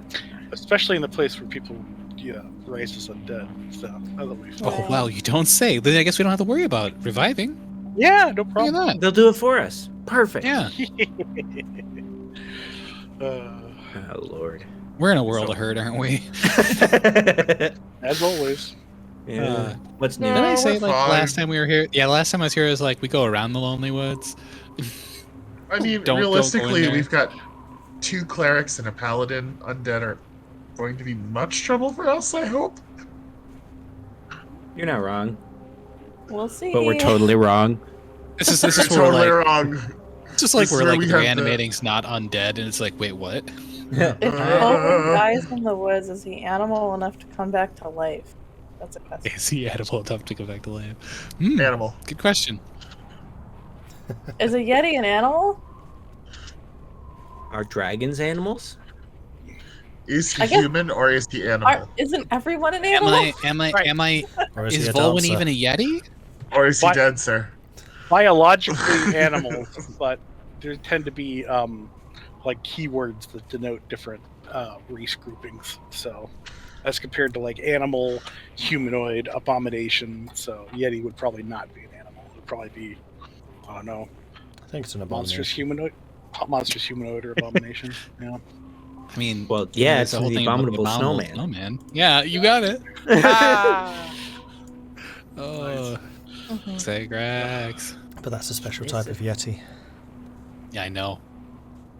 Oh god. Oh, if that is a special type, that sounds even spooky. You don't. Yeah, I mean, if you were wondering why every time we encounter Yetis, I'm asking information about them, that's why. In that big snowstorm, that's why I asked. Oh. Oh no. Oh yeah. That's definitely no. a no. No, no, no, no. Ah. No. Oh. Yep. You know that fountain water from way back, that's gone now. That was given Yeah. away to the people healing. What was it, Garrett? Yeah, that guy drank all of it. Yeah, he did already drink some of it. That So we'll rude never man. know. We'll never know what happens if Vulwin drinks it. He drank all of it so he didn't lose his legs to frostbite. No, some other dude drank it No. all. He didn't drink it all. He drank a chunk of it. He drank some of it, not realizing it was the special water. Like Yeah. he's like, oh, this was special. Like, Oops. it was really good. I It's vaguely basically like remember that, yeah. triple filtered. Yeah. Yeah. Don't give We'll away my never know. secrets, Macho. My kryptonite. I don't know what you're talking about. Look, clearly it's not. I mean, I there's been like interactions with water that have been good. It's okay. Up there. Yeah, but that was special fancy water. Isn't all water special fancy water? No. It doesn't have carbonation in it, therefore it's not fancy. You know what I would call special fancy water? Tea? No, that's Tea. dirty leaf water. As fancy compared leaf to water. coffee, which is dirty Delicious bean leaf water. water. I like both, so whatever. Yeah. Yeah. they're I don't both like good. either. So Actually, I don't drink as much coffee, so maybe not that, but Fiji holy water. Yep, accurate. Fiji holy water? Yes. Fiji holy water. Yeah, Vulwin encountered the water that turned to ice and the ice that turned to water. So, take your pick. Yes, you did. I've had some fun with you with those areas. Yeah, me too.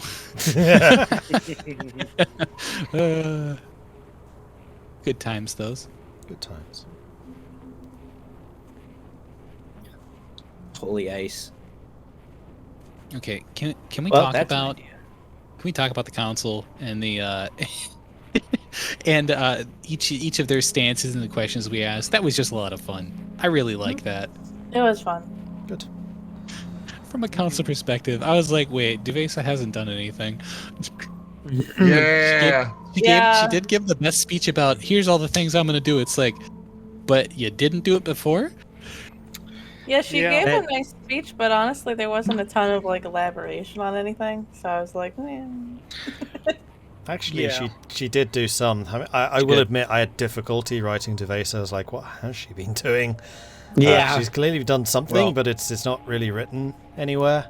And I feel like I Well, had a more much better grasp of Maxildano's character than I did hers. Yeah. Mhm. Right. Oh, okay, Mord, then. she Well. had the same realization when she sat down to write down what she's done. She was like, oh shit. Right. No, she was from what I wrote, she was about making contact with outside Yeah. forces like the dwarves, but she could have done Right. that independently. yeah. Maybe she'd yep. been trying Then- to, except someone kept on killing the dwarves. Durgar. Yeah, could be. And then she was also writing about, she also mentioned raising militias for the towns, but I mean, all of Asa That had is the true. marshals' ideas, which is fairly similar. I mean, the towns already have their own militias, but that isn't really doing anything except for the individual towns. Yeah, she was more talking Yeah. about embiggening that. She was more like the traditionalist. This is how we deal with martial problems. We raise a bigger militia. Mhm. Yeah. It's intriguing too because I hadn't thought about it until I was playing Kadroth, and I was like, oh, that's right. All of her policy, all the stuff she's been doing is purely domestic. It's just her town. She hasn't same done for any of anything them. else.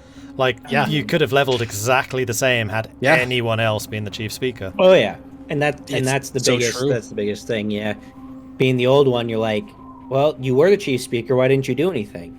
Which the fair point of, well, that's not what I, got elected to do chief speaker stuff for, which is Yeah. a fair point.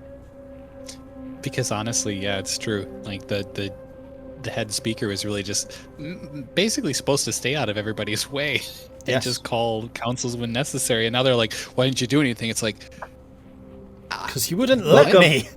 Yeah, welcome to Exactly. humanity. yep. You can't do anything in power because we don't want you to do anything in power. Why didn't you do anything while you were in power? You set this up so I didn't have what? control over anything the rest of you did. It's like, but why didn't you? I mean, if Maxildano screws it up, we can always just call for another vote of no confidence, so I'm not too worried there. Okay. But, yeah. Assume there's got to be some level Is there- of is there a stipulations limit on with that? Yeah. No, it's just you call everyone together and then they have a vote. So Yeah, but It's one of the just gonna have a speakers has to vote. call it. You can just come in and say, right, we're going to have a vote no confidence. He'll be like, on whose authority? Yeah. yeah, but how many speakers are we good friends with? I mean, come on. Install Zagrax, he's a royal. Well, you're blood. good friends with Olivesa, but she didn't win. Zing! Yeah. Also true. Also true. Hey, she's got more sway than Duvesa, though. At least That with was one. For her. Ooh, install Zag. Royal. I am a blood. royal. Yeah. Mm-hmm. Yeah. I don't know. Comes from a long lineage of destruction and death. I don't see how this Woo, could what a possibly go platform. wrong. Yeah. I will turn that that- destruction and death towards the enemy. Hooray! If I can Zag see will them. rule with an iron fist. It will not be used against you in any way, shape, or form. Smile. If I can tell the difference, it will be used Smile. against them. At least you couldn't see the destruction coming. Well, now Hey. we might. Hey, You I might. have He's fixed now. proficiency in what's it called? Perception. So now it's at He 0. doesn't even know. Zag just like looks down at his notes, like narrows his like small glasses of like proficiency. Yes, that's what it is. I can't. Yeah, I couldn't. The problem is that it says proficiency on it because I marked it outside of anything, so it's a different color. I'm like, which one is it? I can't find it. Right. Too many Look. colors. Look, Zagrax will be the Prince of the Tundra. That's our main goal. Is Prince been of the stated. Yeah. True. True. Goofy. Zag hasn't pulled a Zag in a while. Oh damn it! I Now I'm think. going to. He's No, I mean, us. yes, that's down. That's going to happen undoubtedly. I mean, it did just happen. I was about to say With- Zach with hasn't the zigged yet, moose. so nice. What? Puns all are bound. New leader. Oh, of the- no. Oh. First thing, demolish it. Well, the funny thing is, when you guys got Olivesa in power, by the book is like if any of the players step forward to become speaker, they can, and there is a chance that a player can get elected as the speaker at that point. Damn, we missed our chance. Dang. No, we I think we create our own chances. And from there, Irilyssa may not be in power for much longer. and from there we rise to head speaker, and from there we go to war with Dugan's Hole. It's all in it's the long cards. con. Instead of doing it ourselves, we installed Ooh. a puppet leader to run it Oh. better for us, so we can go around and piss off Dugan's Hole and take over them by force. Easy. Forget that. Olivesa ends up dead, and it was an assassin from Dugan's Hole. That's all we need. Proclamation of war. You know- Good word. I don't think my goddess will like this. So I'm gonna distance myself from this narrative. But Yeah, but did you Irilyssa, your know- other goddess would love it. True. Irilyssa, I Secret don't know. Lord, we're not supposed to talk about that. Irilyssa, I don't know how to tell you this, but they torched the church too. Dugan's Hole is just. Well, time for her to die. Dugan's Hole must fall. That's what I've been saying. Dugan's Hole must be blessed by the light of the moon. Clear this place out. Must be cleansed by the light of the moon. No. No, a blood moon dawns over Dugan's Hole.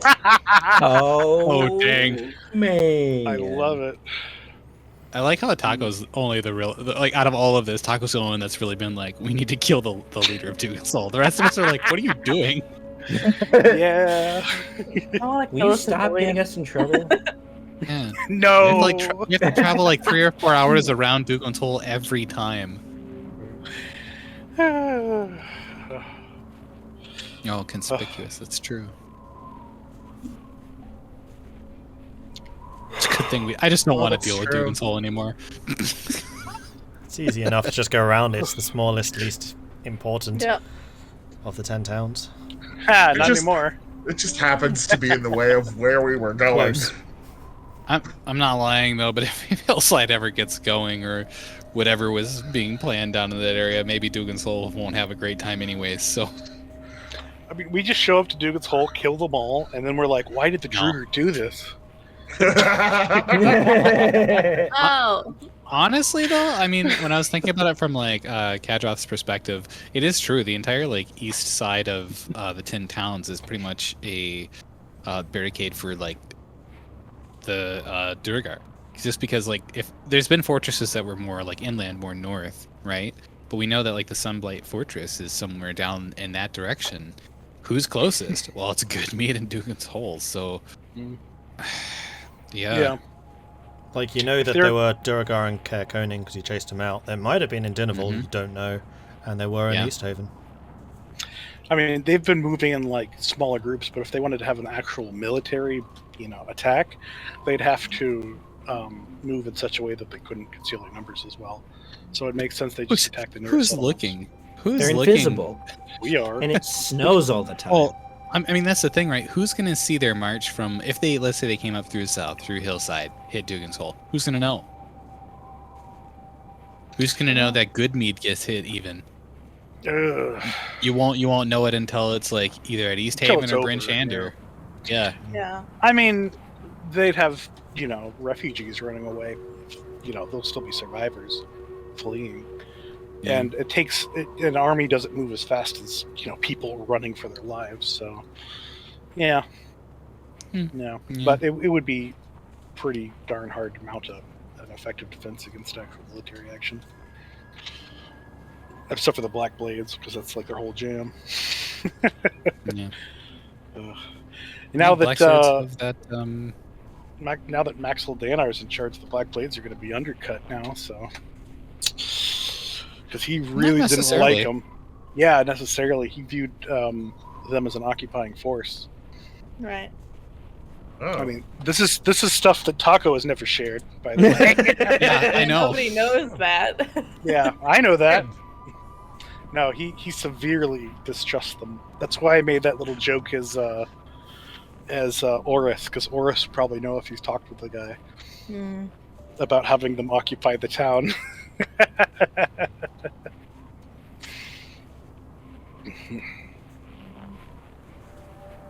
There was definitely that suspicion towards them. seems like there was. I did wonder if anyone would speak up against Kadroth standing in as the speaker during the opening. I didn't think there Nobody would be, wanted but to be there was there. always the opportunity. Right. Then I wouldn't have had to do anything. I mean, if you had wrote on Aorus' sheet extreme stickler for procedure, then I'd probably say something, but nah. I mean, what is there to other than the fact that nobody's seen Kadroth in a while? He came with a signed document that was an official signed document that was approved to be that he was signature of a speaker. So Yeah. Mm-hmm. I mean, you could still have somebody, throw up a huff, be like, "This is most unusual." But, Oh, yeah. Just as unusual as Olivessa stepping in for a dead speaker in Goodmead. No, she had an That- election. That was fine. yeah. Election. Yup. Yeah.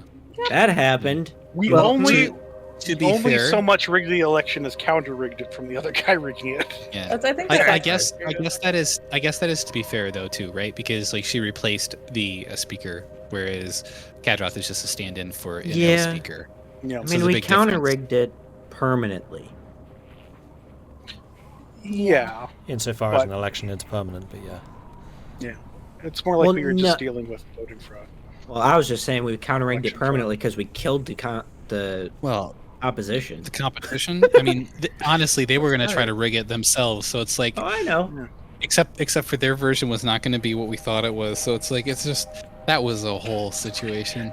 Not only did we kill him, but then we took one of his underlings and put like an egg inside it, which exploded, and then he died, and then we killed the egg baby. You know what? I'm going to be honest. It worked out for Danica. I think. Danica's whole journey is probably about as detailed as any player character at this point. Right? Really is. Yeah. Yeah. Considering that I still have control over her. Control over her? The token. Yeah, you have a token.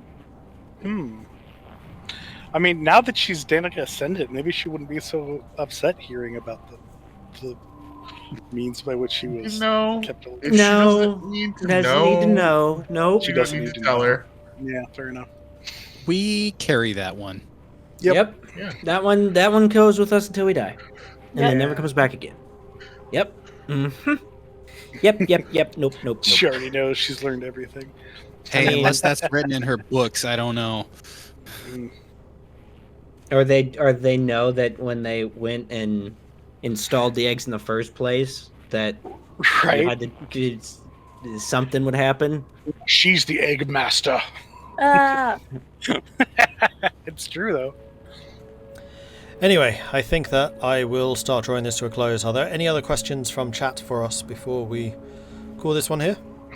And again, I am sorry that we ended early, but I do think that this will do better things for the game ultimately. However, I will not be able to make it next Sunday, so I'll have a word with you guys about... Huh? Okay. About maybe moving it to a Friday or something, but we'll do that off camera. Okay. Cool. Well, no other comments are coming in, so that is going to be it from us for this evening. So thanks everyone for watching. Hope you've enjoyed this. If you have, then please do hit that follow button if you haven't done so already to get notifications when we go live again. And we might take you by surprise, because we're not going to be here this time next Sunday. So, you know, you might want to press the button. If you've really enjoyed this and you want to support the channel, then do consider subscribing. You can hang out with the community over on the Discord, which is currently using my Discord. We should probably open up the our one to public community at some point, but at the moment we're using my Mordred Viking one.